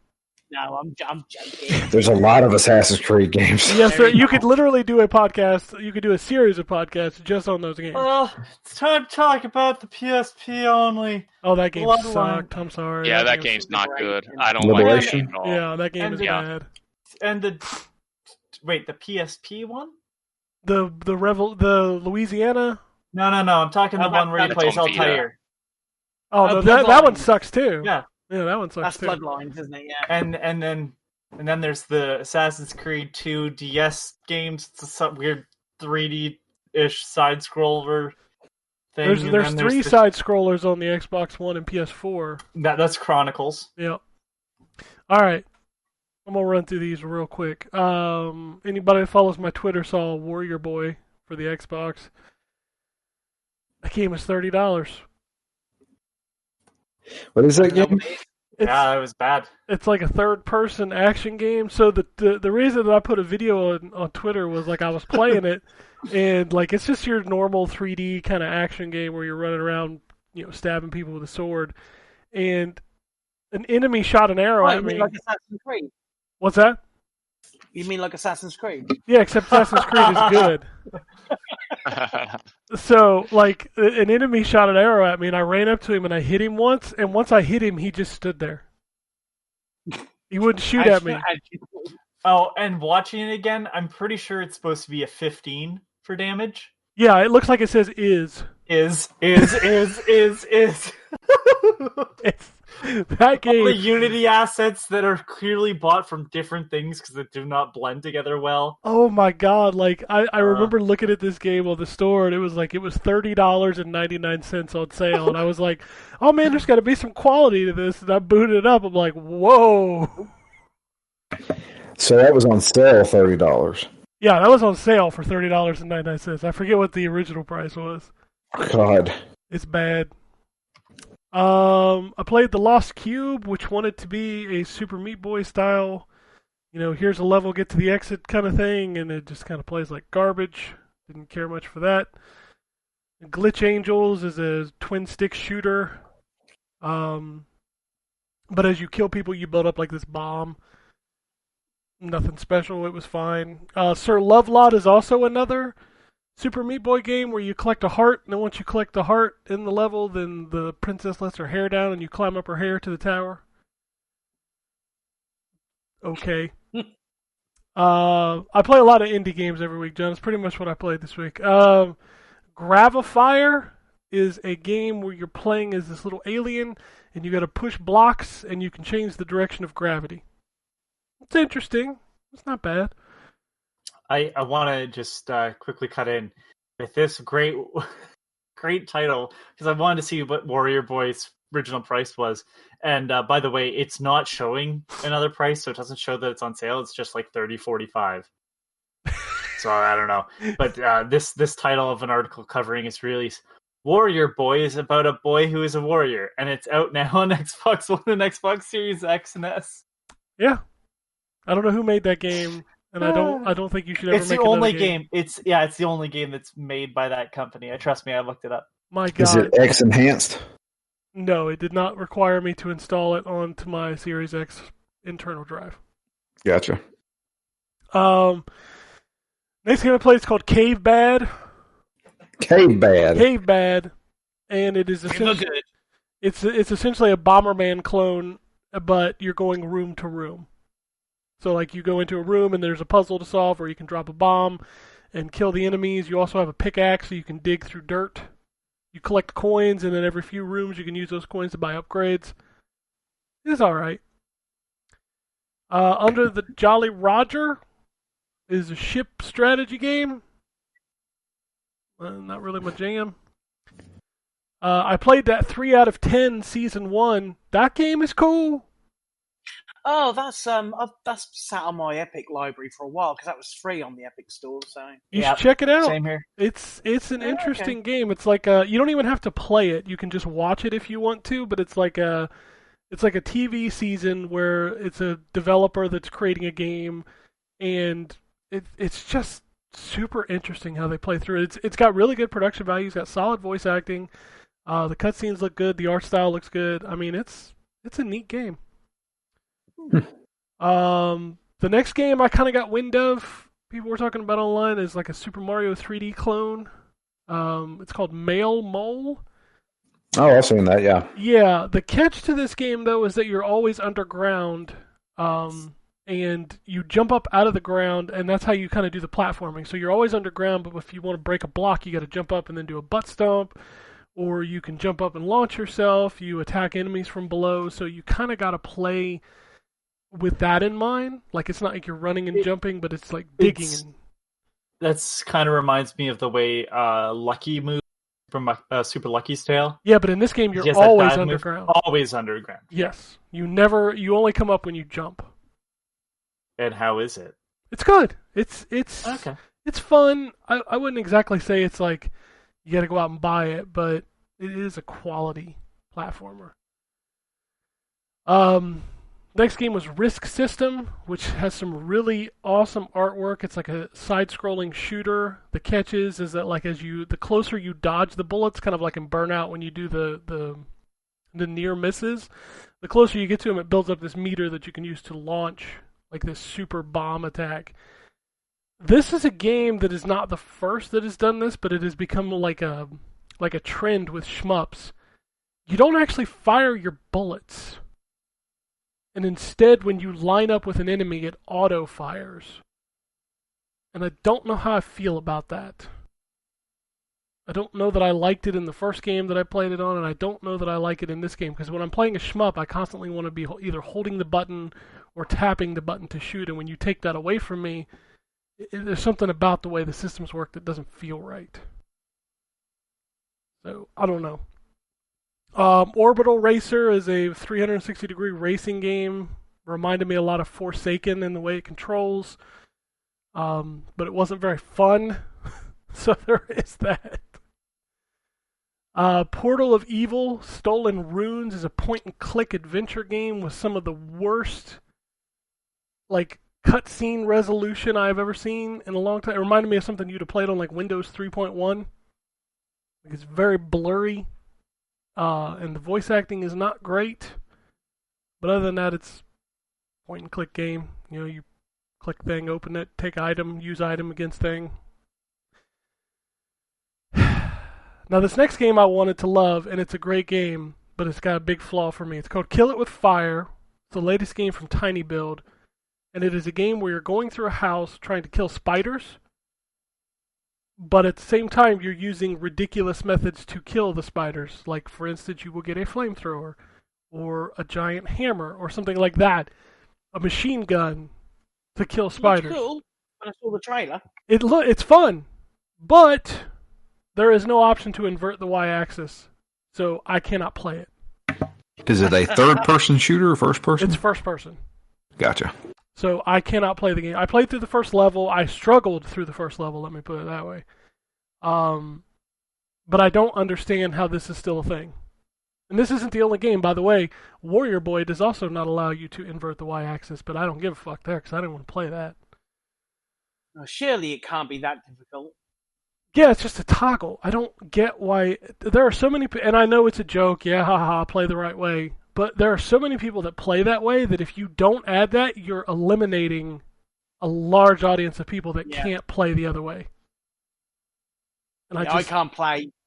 I can't play inverted. Yeah. I can only. Yeah, so it's exactly opposite for you. But it's Just imagine a game. Imagine a game that is inverted from the start that you can't change. I mean, you can't play it. No. It's just, I don't get it. I don't understand why it's so hard to add that option. There was another game that did that recently where it took them 2 months to patch it. Well, what I don't understand more than anything is, Super Mario Sunshine. Yeah, that was hard for me to play too. They did patch that. Yeah, but that was backwards though, right? It was the way that I play, but... Yes. Yeah, that's what it was. So I can imagine people going nuts trying to play that. What I don't understand is that why this isn't at system level at this point. Well, you can set it system level. The problem that I have with that is that I've saved so many game saves. If I switched it at the system level, I'd have to turn it off for every other game. Yeah. Which, by the way, the PlayStation 5, man, I love that nobody gives them shit for this, but those system level settings don't fucking work, by the way. That thing they got lauded for when they released the system? They're like, this is like the 360. Remember how you used to be able to set game defaults? Remember those worked? The PS5 ones don't work. When I booted up Control, I have it set so that it runs performance mode, and it runs, or it always picks easy difficulty by default. And when I booted up Control, it did not have, Control doesn't have a difficulty setting, so that one wouldn't have worked. But it defaulted to the ray tracing mode, not the performance mode. And it's done that for several other games. Isn't that a case of, although it's this general setting, it is developer dependent? Well, here's the thing. When Microsoft did it with a 360, they made it part of their process. Clearly, Sony has not. Which, then why fucking add it? That'd be like saying, well, you have to have trophies for this game, but you don't have trophies for this game. How many games do you know that don't have trophies, since they implemented the system? 0. They all have trophies. Because it's a system-level requirement when you submit the game for approval, which is what Microsoft did with the 360 with the game settings. Clearly, Sony has not done that. So these things I've never found a third-party game that those settings work. Never. So what's the fucking point? They're too busy trying to sort out all of the rest mode crashes. Oh, you want me to go on about the HDR problem? You know, where everything is in HDR, even games that don't support HDR? They look like shit. Like, John, I booted up Atlas Ryza 2, which does not support HDR, and if you're running it in HDR, it washes out the colors. Yeah, I know. I've seen what having HDR on stuff that isn't built for it can do, but now again, can't give them shit for it. Sony. Shit. You know, Street Fighter V was broken for 4 months. Anybody else notice that? No, of course not, because you didn't play it. That game was broken for 4 months. What, recently? I remember that. It was a bug. Sorry, Street Fighter V. That's what I'm trying to say. Yeah. Street Fighter V has been broken for 4 months and nobody even cared. And it's a huge bug. What's wrong with it? So when you do a versus match, you know how it pops up on the screen, round 1 fight? Fight never went away. Fight never went away. Oh, wow, that is a big bug. Yeah, you're blocking, 10%, 20% of the screen. And it was broken for 4 months. I don't know. Microsoft and Nintendo have something broken for 2 days and people are on the internet calling for their heads. This shit's been broken for 4 months. Well, not so much Nintendo. Anyway, last game I played was Dreaming Sarah. That's a cool game. It's like a little platformer where you go through and you collect items and use those items to solve puzzles. You get some platforming in. It's a cool game. I checked out the Destroy All Humans patch. They put up a patch that unlocks it, makes it 60 FPS, added a bunch of skins. That game's still really good. For console, is it on for Series X and 5? Yeah, Series X and PS5 now run at 4K 60, and they added a bunch of new skins. Nice. So, that's a nice patch. And There's then rumors that they're doing the second one, aren't they? They're remastering the second one as well, aren't they? yeah, that's what I heard. I heard that's a rumor that they're remastering the second game, which would be cool. Must have sold enough, so. Yep. I got a little Diablo itch, so I went back and started playing another character in Warhammer Chaos Bane. That game is still really good. If you like Diablo, you should check it out. And then finally, I played a bunch of Overwatch, and the only reason I bring it up is because, Drew, I don't know if you've played, but Season 27 was supposed to start this week. Yeah, they had to disable competitive play for a while there. Well, it's still going, but if you go into competitive play, it says season ends in less than a minute, and it was like that all weekend, because there's a bug with Season 27, so it still hasn't started. Yeah. So, but I need them to kick it over so I can do my matches, so I can get my purple points, because at this point, I'm just working towards everybody having a gold weapon, because what else am I going to do? I've dropped off that game pretty hard. Hey, it was bound to happen eventually, right? Yeah. I still play once a week. Sometimes I occasionally like to do like 1 or 2 matches, but not like I used to. I meant to try out Maquette, but I have not. I need to. That is the PS Plus game that I'm interested in checking out. The Xbox game with gold I redeemed and didn't even download it. Oh, that's funny. Anyway, let's talk about what's coming out this week. We have got, for the new consoles, Monster Energy Supercross, the official video game 4. Crash Bandicoot 4, It's About Time, is getting its next-gen upgrade this week. Is that just for PS4 5? No, or is it Xbox and PS5, and also they're releasing a Switch version, which obviously will not be next-gen enhanced. Doodle Devil Evolution, which I guess is the third game because Evolution starts with a 3 instead of an E. And that is all for the new consoles. Again, we're still not getting a ton of stuff. Other games, we got Jinsu Skydrift, Neverwinter Sharandar. When is this weekend? The 12th? That's it for that. Holy shit, slow week.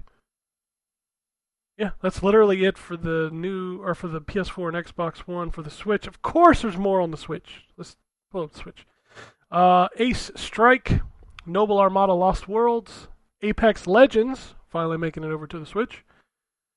A Day Without Me, Alchemist Simulator, Battle Brothers, Bishujo, Battle Cyber Panic, Bloody Bunny the Game, Bob Help Them, Chained, Cyanide and Happiness Freakpocalypse Part 1 Hall Pass to Hell.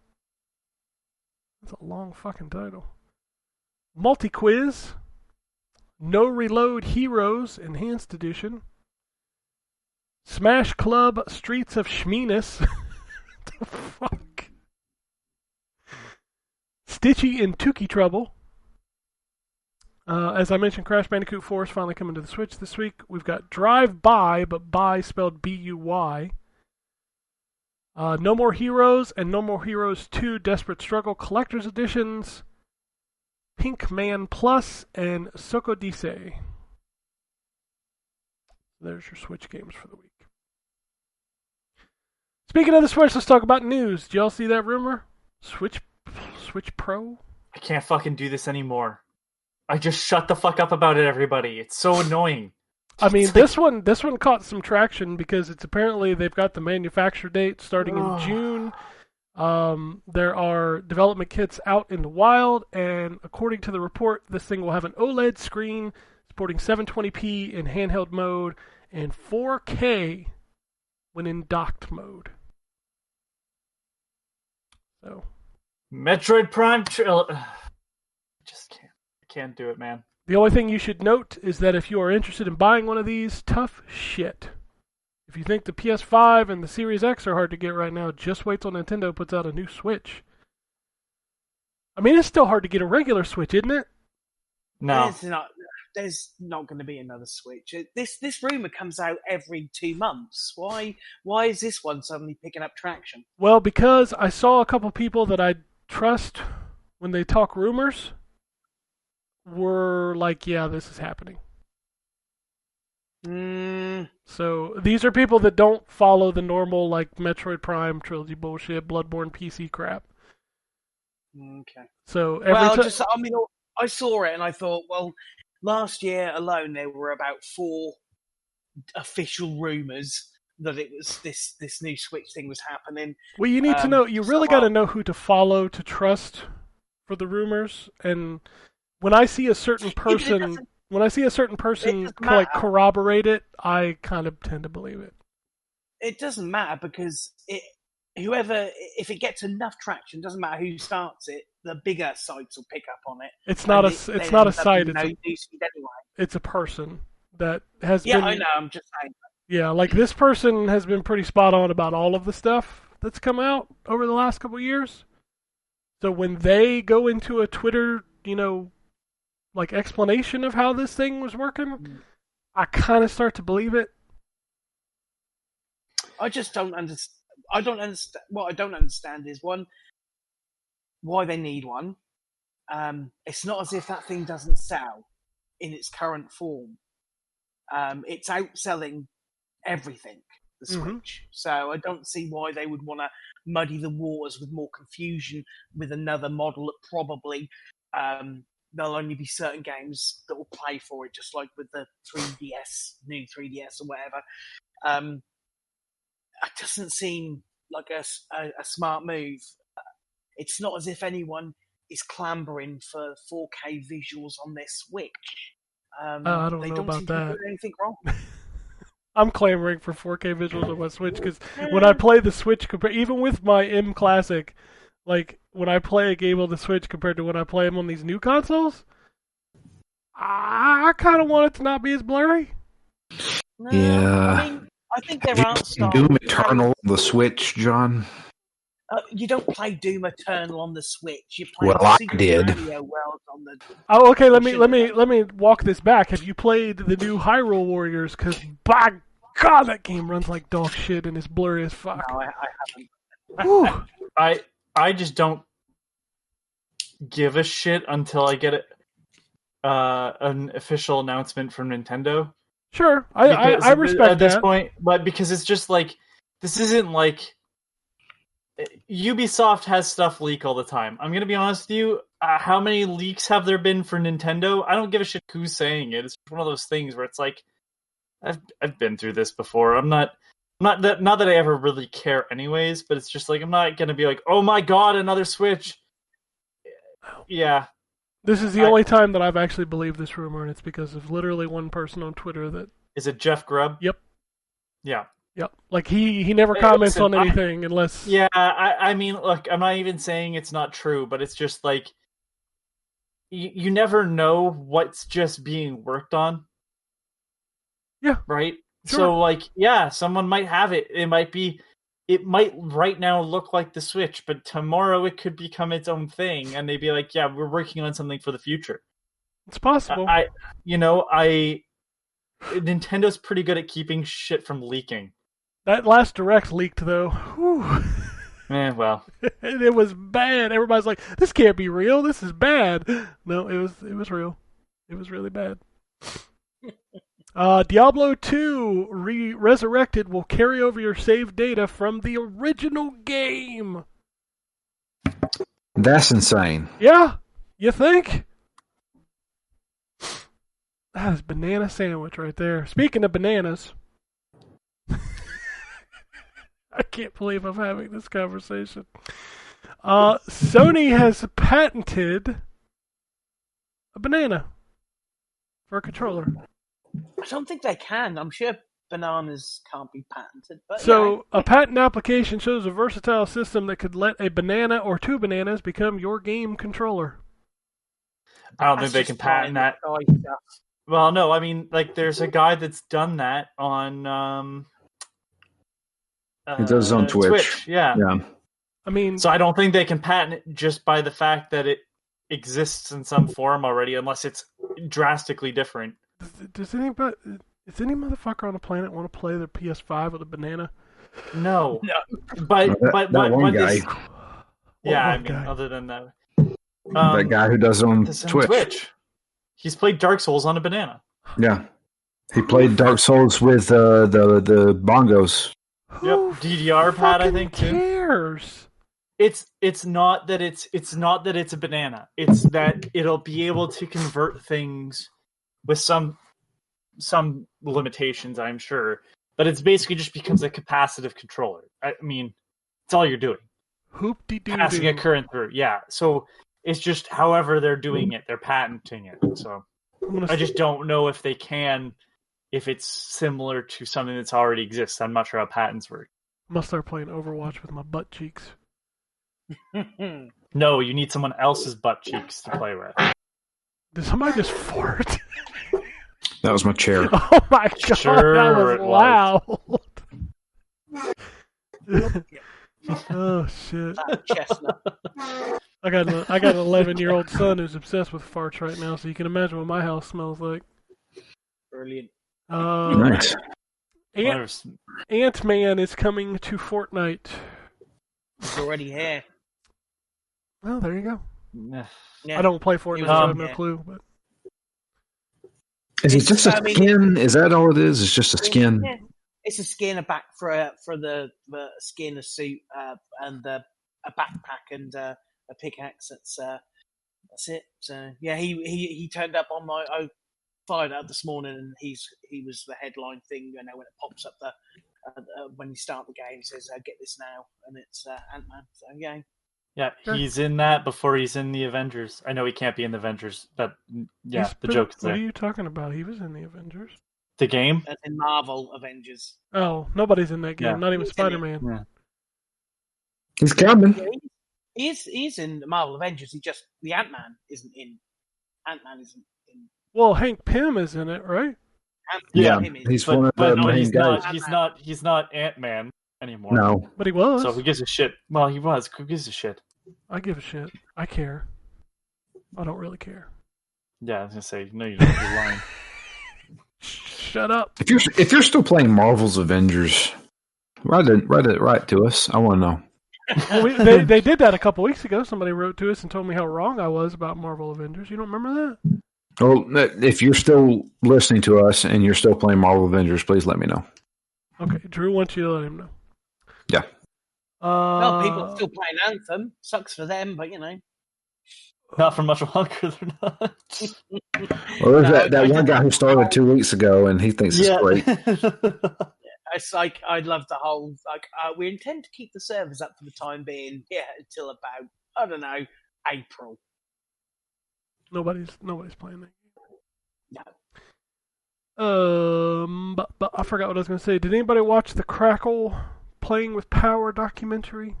I did not. You should check that out. It's long. It's 5 hours. What is Okay. it about? It's Nintendo. Huh. It's narrated by Sean Astin. Okay, Iceman. No, not Iceman. No. That's Sean Ashmore. Yeah, no. Sean Astin is the other Hobbit. Hobbit. That's the Hobbit. That's Samwise. Yes. Samwise. Yeah, Rudy. He's the Goonie. He's Rudy. The Goonie. Yeah, Goonie, Rudy. Hobbit in Stranger Mhm. Things. Yes, The guy he who was in fought the Stranger- Lost Boys. Yeah. No, No. he wasn't in Lost Yeah. Boys. Wasn't that him? No. Who was that? No. That's the Coreys. Was that Corey Haim? Haim, yeah. Both of them are in it. Yeah, I don't know. Corey Feldman was one of the Frog Brothers, though. Okay. Corey All right. Yeah. Feldman was Let's get back to it. Let's go back to the point. What? This is the Corey podcast. I can't let that happen because it's like we're 4 steps away from talking about his music. All right, let's I better. didn't even know he had music, but okay. Whoa! Now I have to talk. You don't know Corey Feldman has music? Oh, Feldman. I thought Yeah. you meant Haim. No, I know Corey Oh, Feldman. no. has music. Okay. Yeah, no, we're good. Corey Oh. Haim's dead. Yeah, I know Corey he's Haim dead. is I know D&D he's dead. Oh my god! I didn't know it. So is Screech. Did you know he died? Like, Oh, Yeah, that he one. died a couple weeks ago, didn't he? yeah. Yeah. I can't watch his porn the same way anymore. I can't believe you ever actually watched it. No, I didn't. That's Okay. fuck. Why you gotta be like that? I don't understand you. You're watching Screech porn. Because the joke was good. That's why. Was it Saved by the Bell themed at least? I have no idea, actually. I don't want to know, Drew. Do not Google that. I'm not going to Google it. Yeah, don't. If you have watched Screech porn, please let me know. No, please don't. Don't let me know. I don't want to know. Saved by the Bell End. Gross. Ooh, Oh, that would be good. that's good. Gross. Yeah. Can we stop talking about Screech's porn? Like for real? I thought I had another news story and I forgot about it. What gave it away? You threw me off with all this stuff going on. I really don't remember. Oh, I know what I want to end on, but I want to make sure there's nothing else before that. Okay. What do you... Give me a hint of what you want to end on. It's going to be about the Bethesda thing. Okay, All so right. that's not what I have. I have a bunch of stuff. Oh, well, you go right ahead. I'm gonna. All right, Ghost of Tsushima devs to be made permanent ambassadors of Tsushima. That's fucking That's kind of weird. neat. Well, it says creative leads to be honored for spreading the name and history of Tsushima. I mean, I understand it, but it's a weird thing. Oh, I got breaking news. You want breaking news? Sure. Doom Sure. Eternal: The Ancient Gods Part 2 teaser trailer on 3/15/2021. That might tie into what I'm gonna talk about here in a minute. Is that the DLC? Second Yeah. DLC. Gotcha. Shovel Knight is having some sort of promotional thing with Arby's, which is weird. Man, Shovel Knight really is everywhere. Yeah. Yeah. Apparently, you get a token or something like that with a DLC code in Arby's Kids Meals. Dude, I'm going to Arby's for lunch. Get yourself a kids meal then, Ken. Well, you don't eat kids' meals? What's wrong with you? No. I mean, all the codes have come out, so you can find them We're online. back on so you don't Screech's have to eat porn? at Arby's. What's but... going on? What? I apologize. Yeah. Okay. Now you threw me off. Blaster Master 03 has been announced. Comes No, out but this I didn't year. even know there was a second one. Oh, those games are great. Nobody plays them, though. A lot of people play that one. What nobody plays at this point is the Gunvolt games. Yeah, I saw a rare KG Inafune appeared on the Playism Oh, thing. yeah, they've announced he's been attached, but in some sense, for the whole time. I'm like, that's not a thing that you should promote at this point. I mean, like, it's pretty much come out at this point. Not just the horrible outing that was My Number 9, even though that game's just okay. It's not actually bad, but like, he's the reason why Capcom had that really bad lull. Like, just all the crap that was Americanized. DMC is the only thing that I save out of a fire in that. Like Bionic Commando. What? His wife was Fine. his arm. That's so bad. But it's like, it's fine, but it's just none of these games I are still can't great. believe his wife was his arm. His arm. That is such a God, bad... don't make me explain this again. I like Bionic Commando. It was It's a good not a game. bad game, It but was it's just good. like, it's just like... That's the same time where Resident Evil was going more action rather than horror. And it's like, they're fine games. None of this is bad. It's just none of it stands out. And they're like, that was, well, Inafune was creative director. It's, Okay. Yeah. So I have information. God damn it. Dust and Diamonds porn. Oh, I told you not to Google it. I didn't Google it. I just went to Wikipedia and it's there. It is Saved by the Bell themed. Oh God damn It is called Screeched, Saved by the Smell. Oh, Drew. It's not good at all. Anthony's back. Yeah, mine's better. Yeah. Fuck that noise. That's free. They can change the name. I'm sure sales went up after his death, which is kind of fucked up. Yeah. What the fuck has happened? To this podcast, I don't know. Mediatonic has been bought by Epic. Who's that? Fall Guys. Fall Guys. Fall guys. Oh, okay. Well, big whoop. That is I for mean, them. yeah, good for them.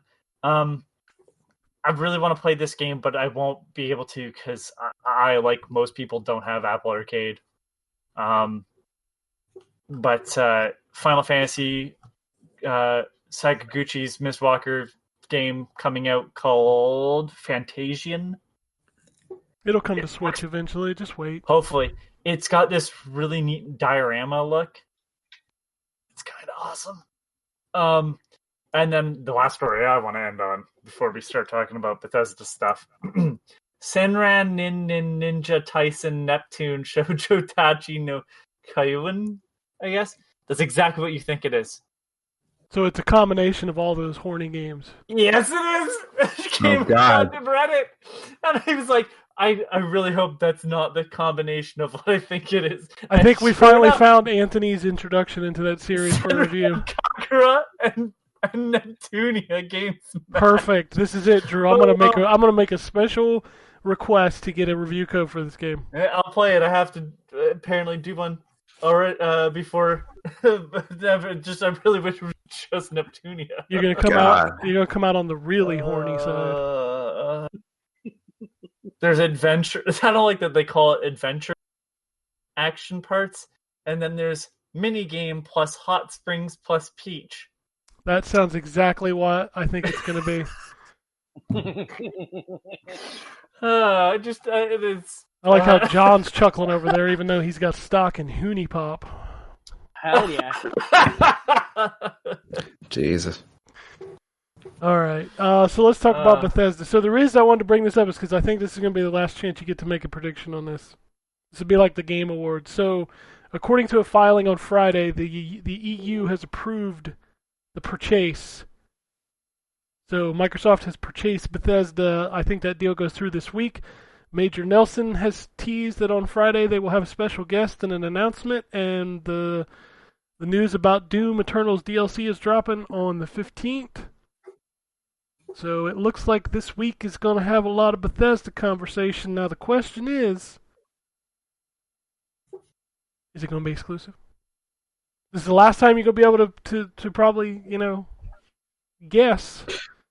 I mean, I feel like it would be kind of a no-brainer for everybody.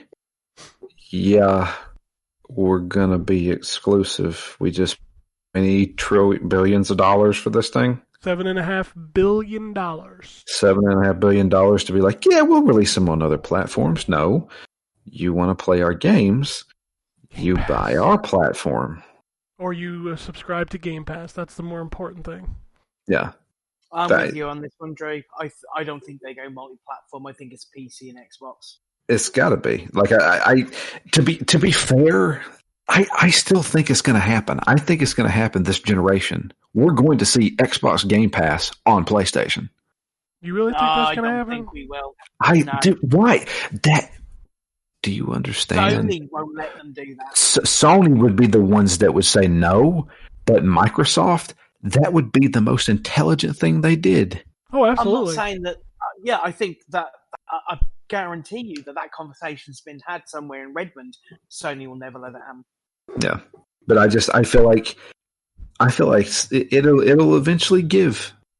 I think it will be toward the end of this console generation, but Sony will finally be like, all right, we're going to let you do Game Pass on our system. I think it only depends on how well this generation pans out for that platform. It's difficult to tell this early on, especially with the lack of consoles being available for the PlayStation 5 and Series consoles. It's difficult to tell right now. I think they've both sold incredibly well. I don't think there's that gulf that the PS4 had over the Xbox One like there was last time round. But that move is a consumer friendly move that Sony only does if they need to. If they're losing, yeah. And I don't think they're going to lose this generation. No, I don't either. I actually don't think they'll be losers this generation. I think that they're both going to truck on. I think that Sony are going to concentrate on their first-party stuff. I'm really pleased that they're expanding to PC, even if it's a year or two after the original release. I think that's a good idea.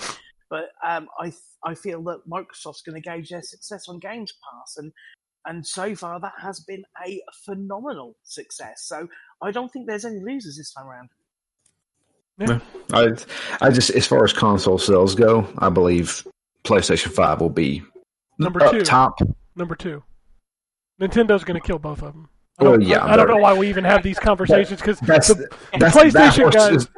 That horse isn't even in the race. That's what's funny is the PlayStation guys are like, well, look at the sales. We're outselling Xbox. I'm like, yeah, but Nintendo's whooping your fucking ass. Yeah, that's always happened. But Nintendo's already lapped him twice and is sitting up in the stands watching the rest of the race. Yeah. So it's that's. But as far as Microsoft and Sony goes, I think Sony will be slightly higher than Microsoft, but not by much. So technically, they will win between the two. But Which means nothing. It's just funny. I know. I would just like to watch all the console fanboys fight in a parking lot because I feel like that would be more entertaining to watch. Friday night fanboy fights. They're just one corner, the guy's chugging Red Bull. And the other corner, the guy's chugging Mountain Dew and eating Doritos. Yeah. I just think it's this generation cycle round will be an interesting one because things have changed so dramatically with COVID, with the limitations of stock, with things like Game Passes and the buying of Bethesda and these questions being up in the air as to whether or not they're going to remain exclusive. But I just can't see them spending that kind of money. And I know the argument is that, oh, well, you want to get that money back somehow so you want to put it on all platforms. But that's not why you spend $7 billion on Bethesda. That's not why you buy them. You buy them because you want their content only on your platform. Yeah, they probably could have brokered a deal for like $1 billion where the games come to Game Pass. You don't spend the extra $6.5 billion to say, okay, well, Starfield's on PS5, Xbox Series X and S. That's ridiculous. No. What'll end up happening is, and I think in the long run, Microsoft understands that, is that the next big Bethesda game that comes out, if it's Starfield or Elder Scrolls or whatever the hell it is, That'll be Starfield, won't it? Yeah, well, yeah, but the next big Bethesda game that comes out, Microsoft's going to get a whole lot of money from Series S sales because that's what's going to end up happening. Yeah, absolutely. And they'll get a huge influx of Game Pass subscriptions for that game. That's what's happening. That they will get a huge influx of that, and that's important to them. That metric is one that they are measuring at the moment. And again, I think that's the reason why Bethesda is such an important purchase.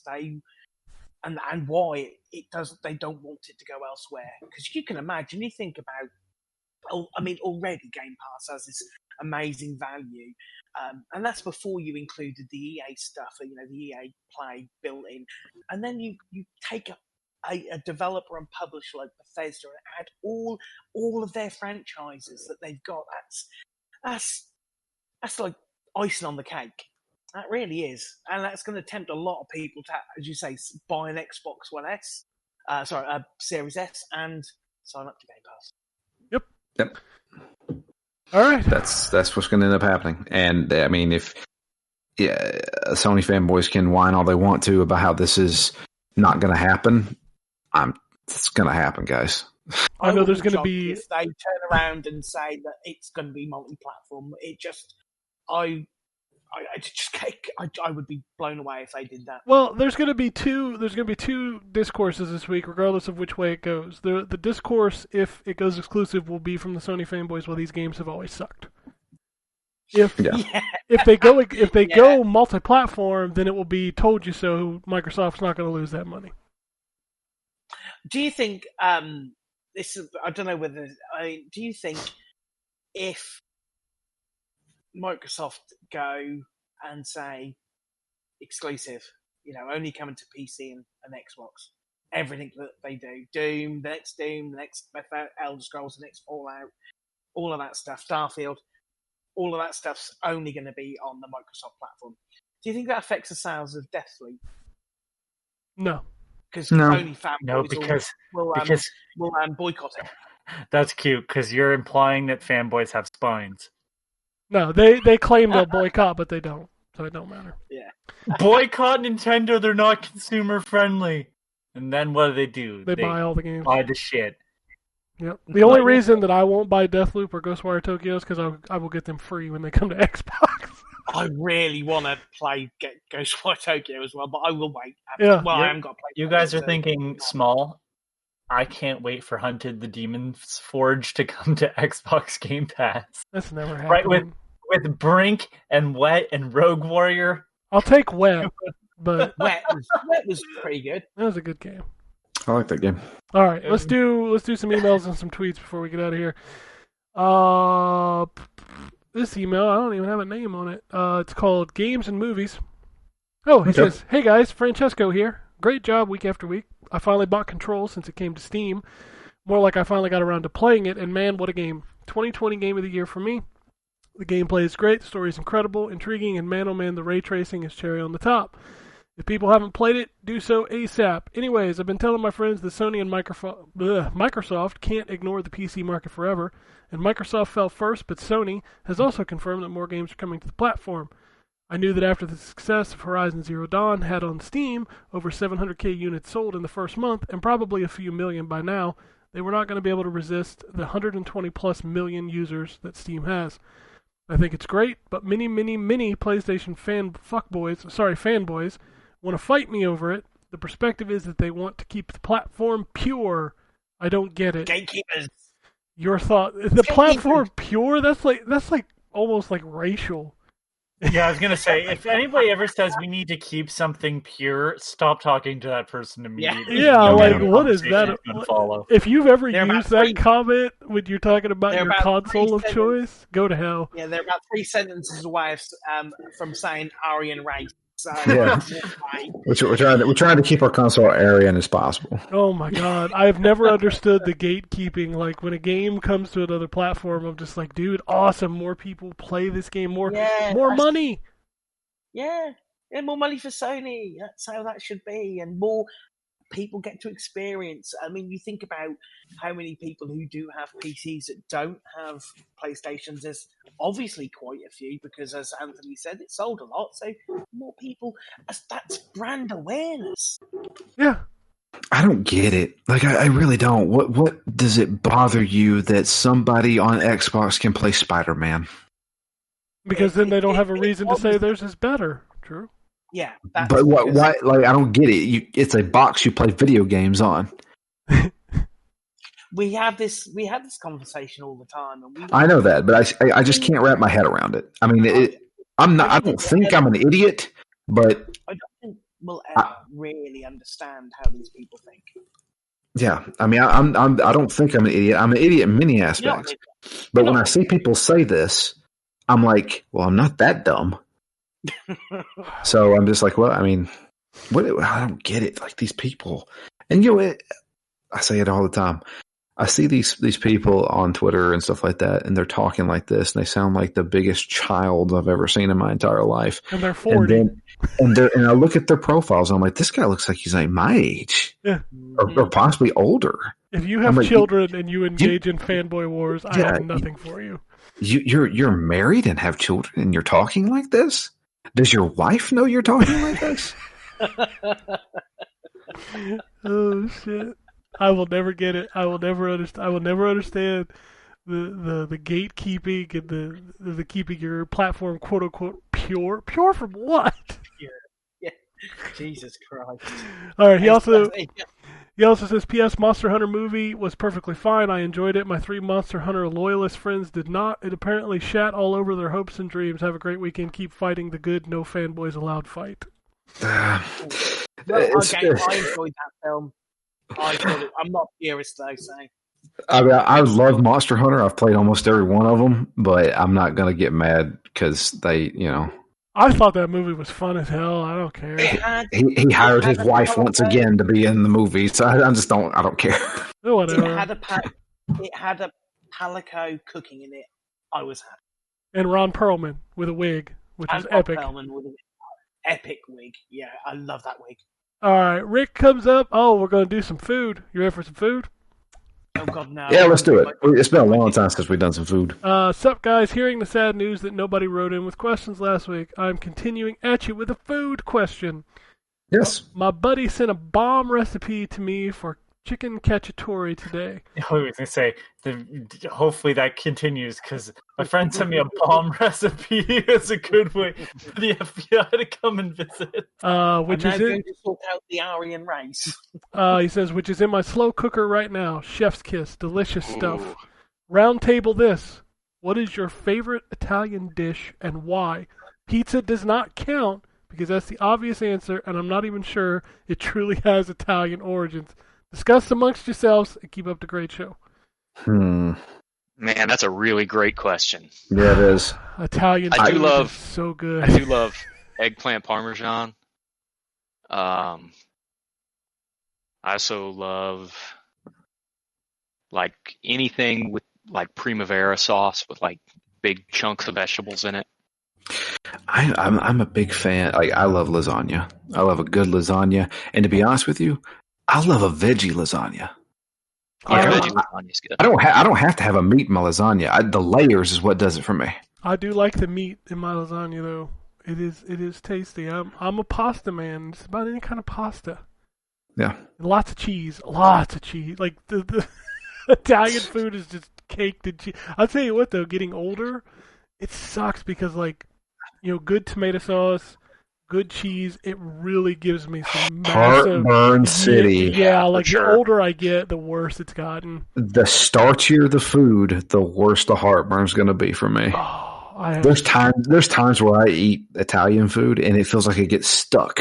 Yeah, right in between my throat and my chest, and I'm just like, it's not going down. I'm going to die. Yeah. Call the ambulance. But it's so good. It's so good. It's so good. It's so filling. Like, I have it all the time. I love it. Love it. Yeah, huge fan. Yeah. Whew. You know what? We've got, so as far as like a chain restaurant's Italian, the Buca di Beppo has this stuff called spicy chicken rigatoni. Oh, that sounds and good. It is so delicious. Although the name of that restaurant sounds like you made it up. Yeah. Buca di Beppo? Yeah, it totally sounds like you'd make that up. Sounds like something Tony Soprano just says randomly. Have you gone over to the Buca di Beppo? You going to the Buca di Beppo? I mean, they got some of the good spice. They got the good gabagoo.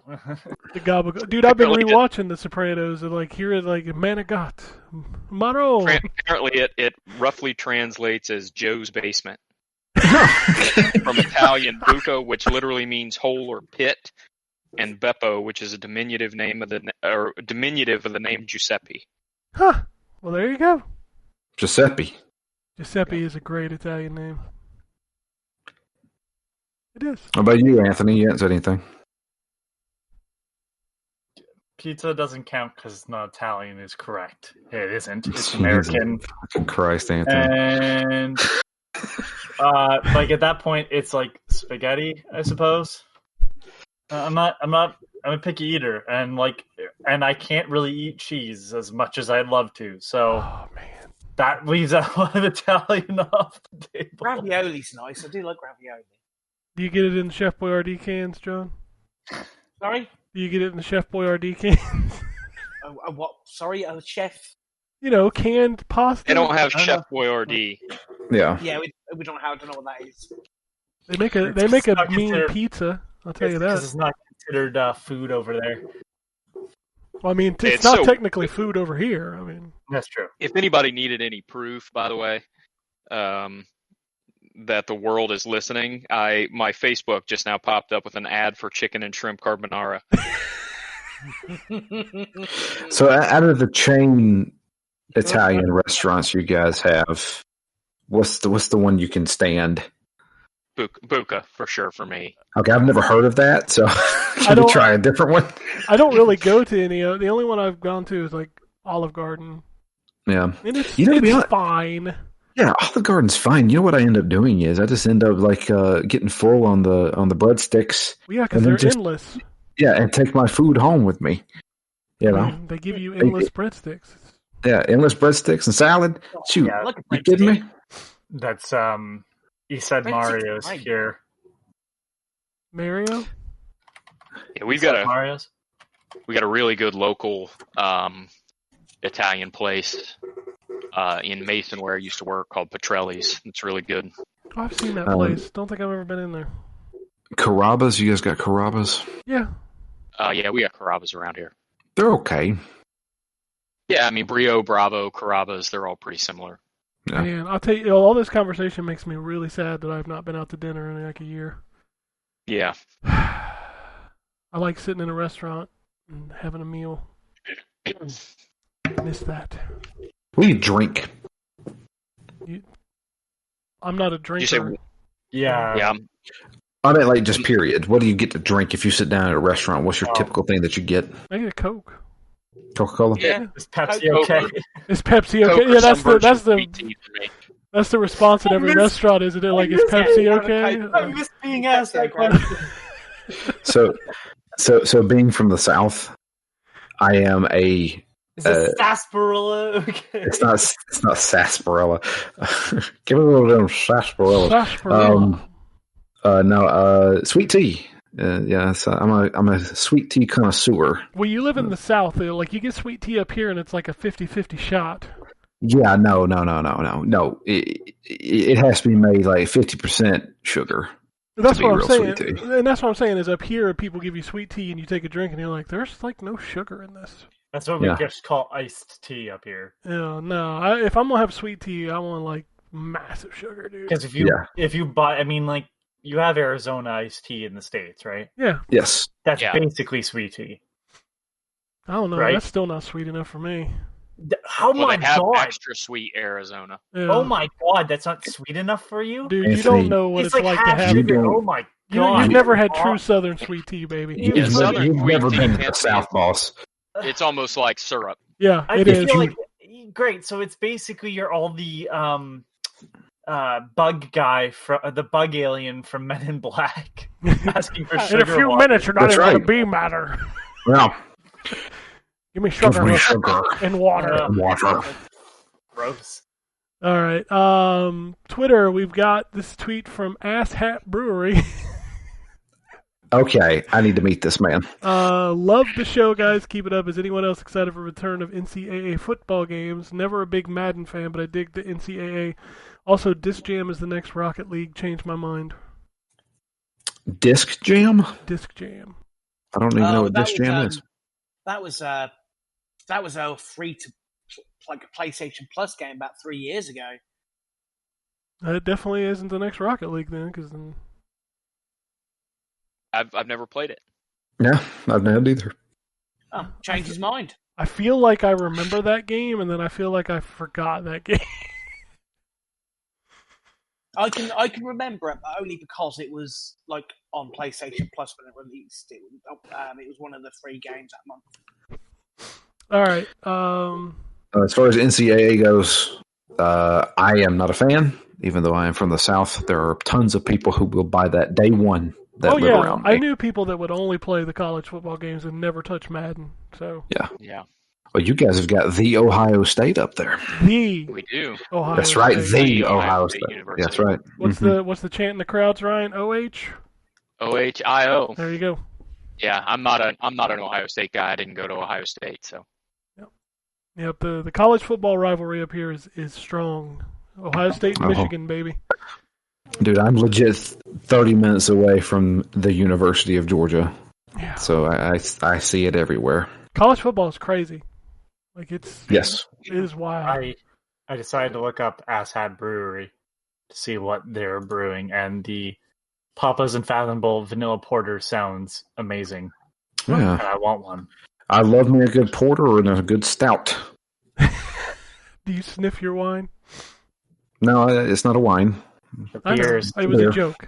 beers taste very different. Well, of so course they that's do. a So I don't sniff my wine. I do take a wine glass and then fart in it and then smell that. what the fuck? Do you then swish it around in your mouth? Yes. And then spit it back Oh out my because that's God. nasty. Yeah, you don't actually drink it. You just No. swish it around. That's right. You swish it and then spit it back out. Are That's you- why we have spittoons. I'm gonna call you Gerald from now on, so you can be like. What the fuck? You never see the South Park where he sniffs his own farts? No. Yeah, they fart in wine glasses and then sniff them. Yeah. All because they're driving hybrid cars. Yeah, but the sound that he makes when he does it. God damn it.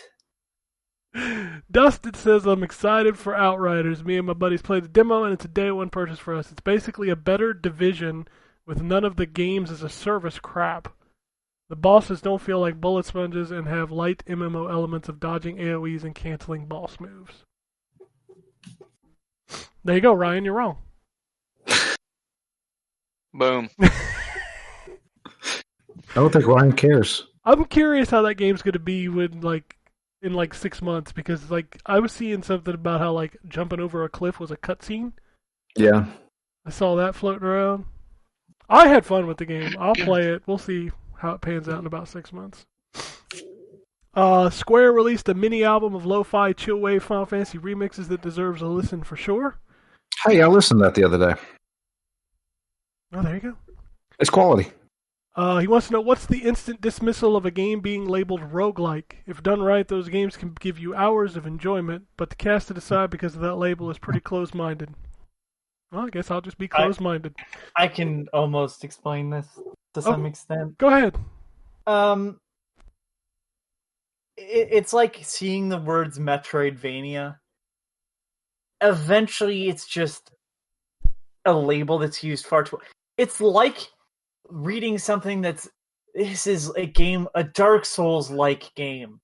Because let's be honest, what they're trying to go for and what they're inspired by, they're not going to reach that level most of the time. So if I'm just going to play that, I'll just go and play the game you're inspired by. Like, the amount of games that reference Castlevania, Symphony of the Night, and Super Metroid as the inspirations, most of them don't reach that level. Mm-mm. It's the same with roguelikes. Yeah, I can count on my hand the amount of roguelikes that I actually enjoy. Well, I mean, I look at it like this. So, Ryan doesn't like horror games. That's Sure. true. So, if he hears a game is a horror-like game, he's not going to play it. That's true. So, the concept of a roguelike game, I don't care if you like it, but that loop is not for me. It never has been. It's just... But I mean, it's like I don't expect you to play the new one either, though, Ken. is No, what of I'm course saying. not, because I've tried Like, a if million I'm of them before, and I don't like But them. what I'm saying is like, if I read, oh, this is a game that's roguelike, well, so is Binding of Isaac, and I mean, John can attest, that's an amazing game. It holds up. Rogue Legacy is a great game. But then, there's 14 roguelikes this week.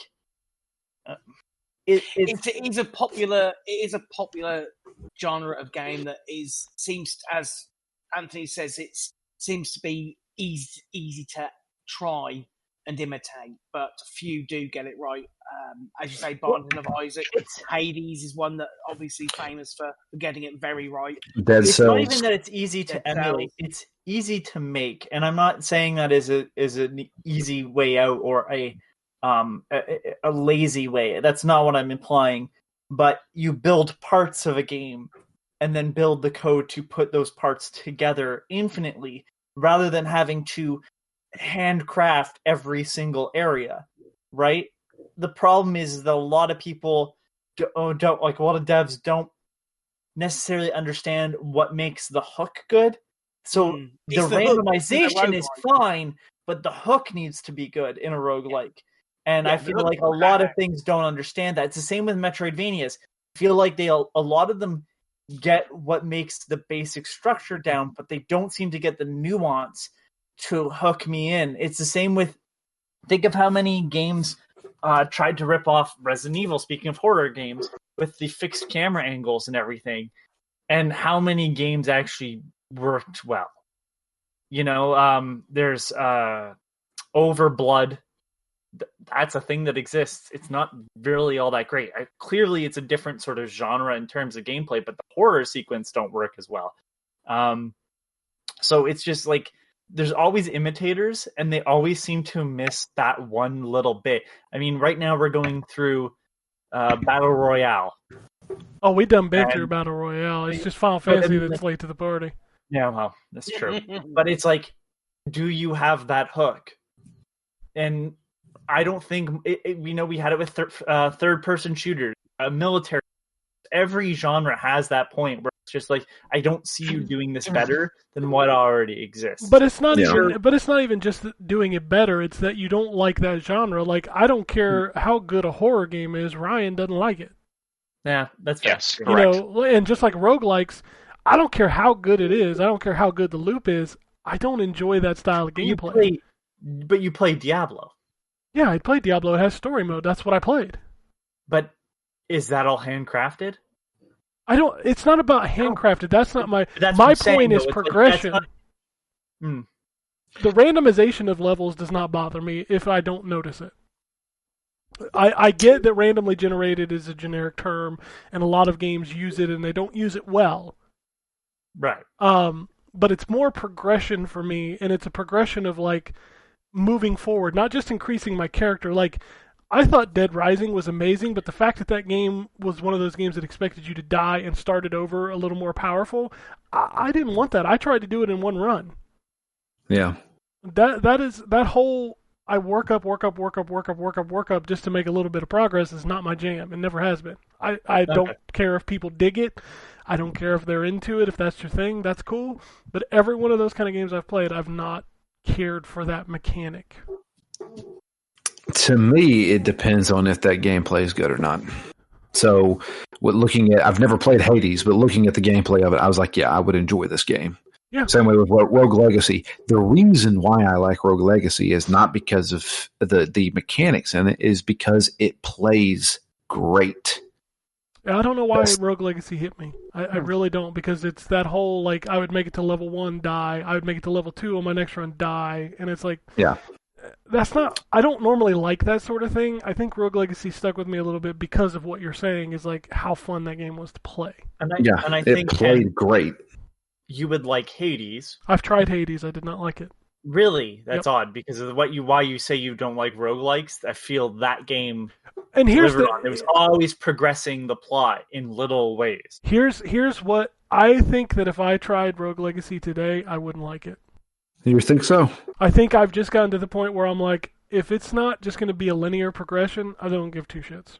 Huh. What about Moonlighter? You played that recently. I did, and I fell off of it. Thought it was a great game, but the first time that I had to start over or whatever, I didn't go back. Undermine was another one of those. I thought Undermine was incredible, and then the first time I died, it started me over, and I immediately deleted it. No, Dead Cells, like those are my top ones: Dead Cells, Rogue Legacy, and Moonlighter. And I'm sure, and I want to eventually pick up Hades, but it's $30 constantly. Yeah, I mean, So I think it's on sale at the moment on Steam. How much? I think it's got like $10 off. Yeah, That game is worth it.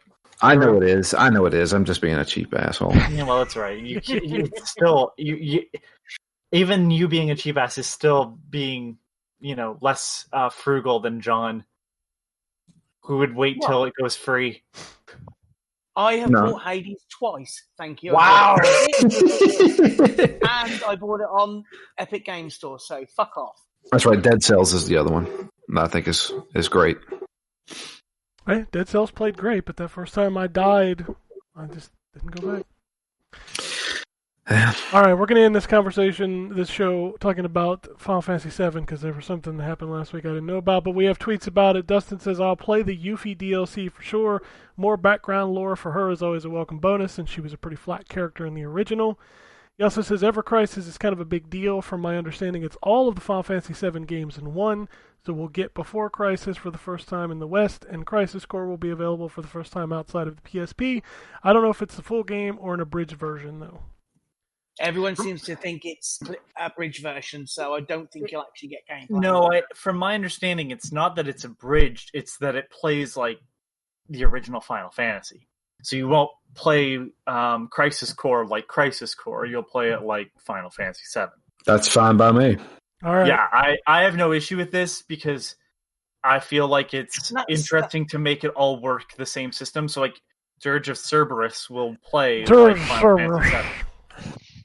All right, this is a mobile, isn't it? This is on mobile. Yeah. Well, I'm just hoping that they do like they did with Final Fantasy 15 mobile or Pocket and bring it to consoles. All right, So, I need to get. All right, Ken has to. I need to get this off my chest. I'm sorry. I didn't know this last week. I did not know this last week. Can I see if I can find the quickly just the vamp for a second so I can get your full response of when you found out? So they announced the Yuffie DLC coming to Final Fantasy VII Intergrade. I assumed you would be able to play that on the PS4. Yeah. Nope. You cannot play that on the PS4, so you can't even play the first DLC to a remake of an upgrade of a remake with DLC to part 1 of a 20-part remake of a 20-year-old game. Unless you buy a PlayStation 5. You have to buy a PS5. I think that DLC is. Did anybody watch that state of play? And they were like doing the little line that shows from the old version to the new version. I was like, I don't see it. Like the lighting is a little better. There was more grass on the ground. The graphics are coming to PlayStation 5 was the tagline that I laughed at. Somebody wrote, but it's not on PS4. How did you started this? You started this on the PlayStation 4. This is a multi-part series. You can't even play the first DLC, which is being released a little over a year after that game came out. Yeah, you asked me if I was serious when I told you. How? Are you serious? Yeah. How is this okay with people? Because it's Sony. And But it's Square. It's Square who bent you over on part 1 with a $300 version of part 1 of a remake. Again, I'm pretty sure, and I could be wrong. Didn't it come with the Cloud Play Arts Kai figure? Yes. Yeah, I mean that alone is most of the cost. I understand that, but there's going to be a $300 version of Final Fantasy VII Intergrade, and I got yelled at on Twitter because everybody's like, "Well, this is not exactly the same game as the first one." It's like, then why is it called Final Fantasy VII Remake? All of those words infer I can't that this is Final Fantasy VII Remake. You know my thoughts on this. I can't go into the number of the spiral again. Oh my god, this game. And anytime I criticize this game on Twitter, I get destroyed. People are so defensive of this game. It's a good game, but it was a good game. Final Fantasy VII was $50, John, and it was a whole game. Yeah. I played that remake. It is about 10% of that first game with about 90% padding. I'm sorry that I just made everybody cry in the Final Fantasy world, but I love Final Fantasy VII. It is my favorite JRPG of all time. This remake is exploitative. It is. I'm Jesse Ventura, and this is Conspiracy Theories. Oh my god, this game makes me so angry being one of those people that was there on day one and played this game, and it's just like, I don't understand how people aren't upset. It's like, do you have just like, because at this point you paid at least $60 for part one. You now have to spend $500 for a system to pay $70 to play part one again with the DLC. I mean, granted, you could probably buy that DLC separate. Buy the DLC on your own, on its own. Yeah, but how much is that going to be? Well, it's not going to be $70. No, but it'll be at least $20 plus the $500 you had to pay for a PS5. I really want to know how long that DLC is. I've heard Because it's I like, get the what, 2 to 3 hours? What? It's DLC for part one of a remake. Why are you building DLC when a game is supposed to be part two? That's the thing that got me. It's like, why, if this was such an arduous task to put this one game in one piece, and instead of splitting it, you had to split it into three, how have you got the time to make DLC for that one part? That does... John, that's weird. Final Fantasy VII Remake is not going to be 3 parts. Well, that's... Well, no however many. Fucking way. It's never going to end. The reason why they're releasing DLC for this is because they're still trying to have people talking about Final Fantasy VII Remake, because Part 2 is 2 to 3 years away. Yeah, Part 2 is Part 2 might as well be called Final Fantasy VIII, because it's that far away.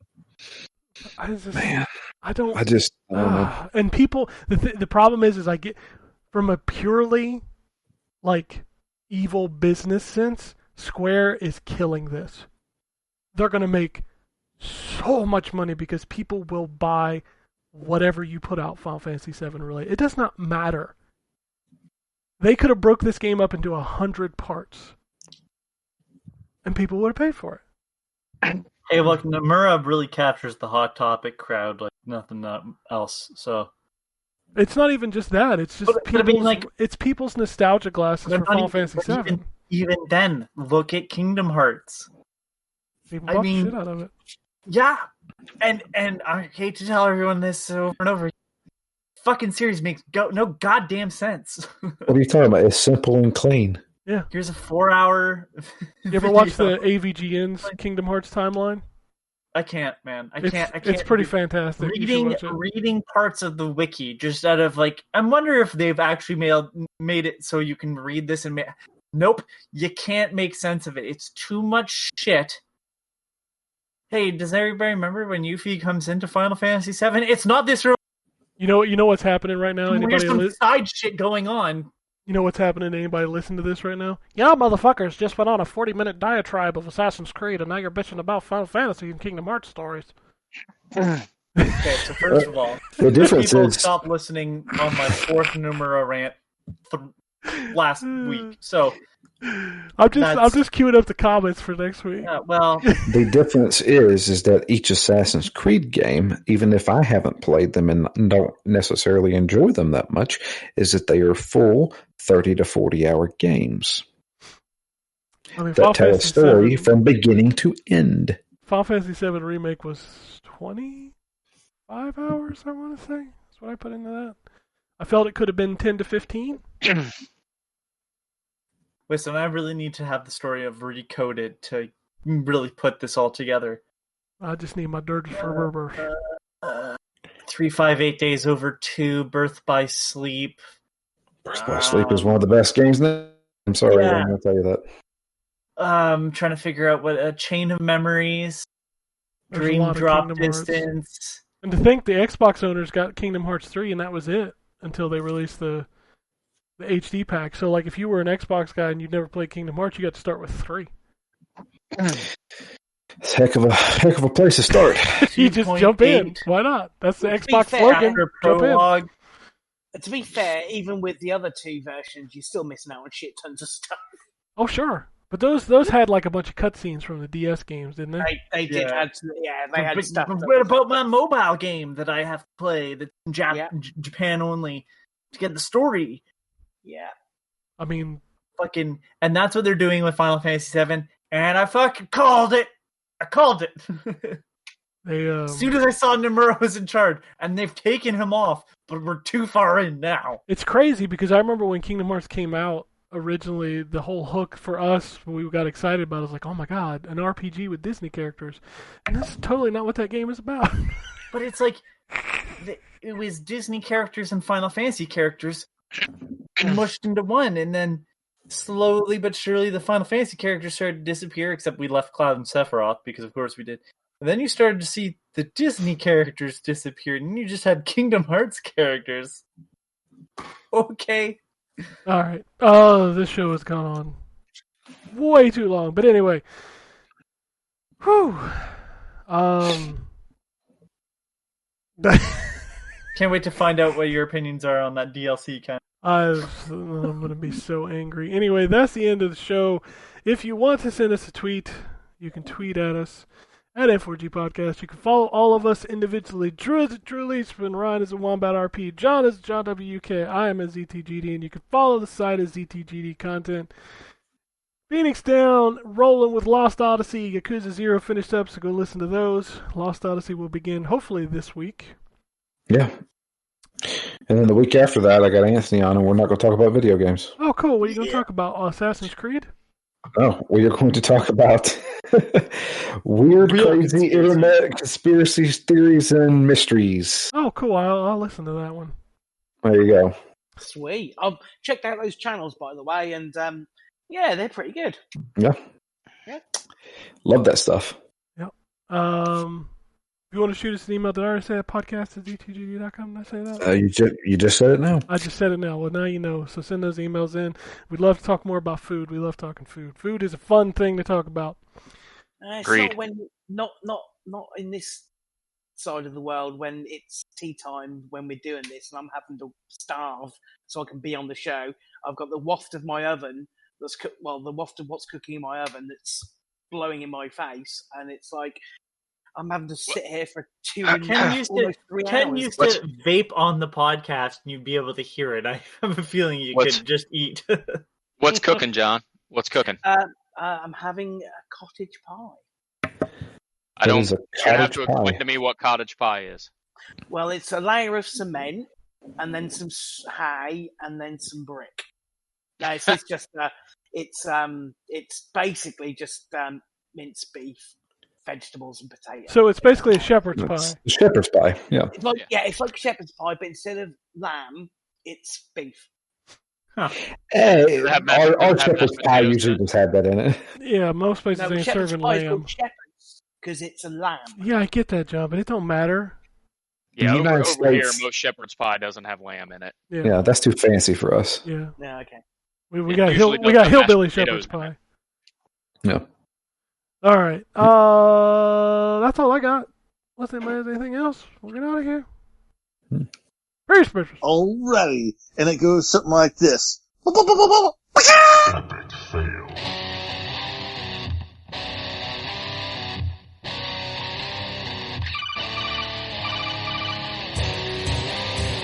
Welcome to the N4G podcast.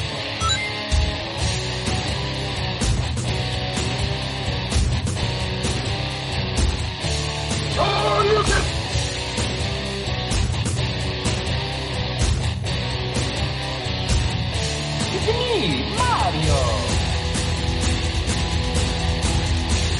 This is going to be a very interesting episode. Gather time. Greetings, programs.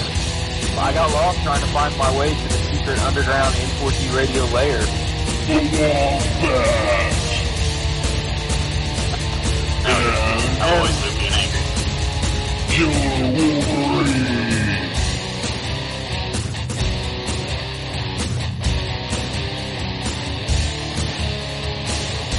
play games, not consoles. No bad boys allowed. And then I killed the dragon. 8.0. Killed the dragon.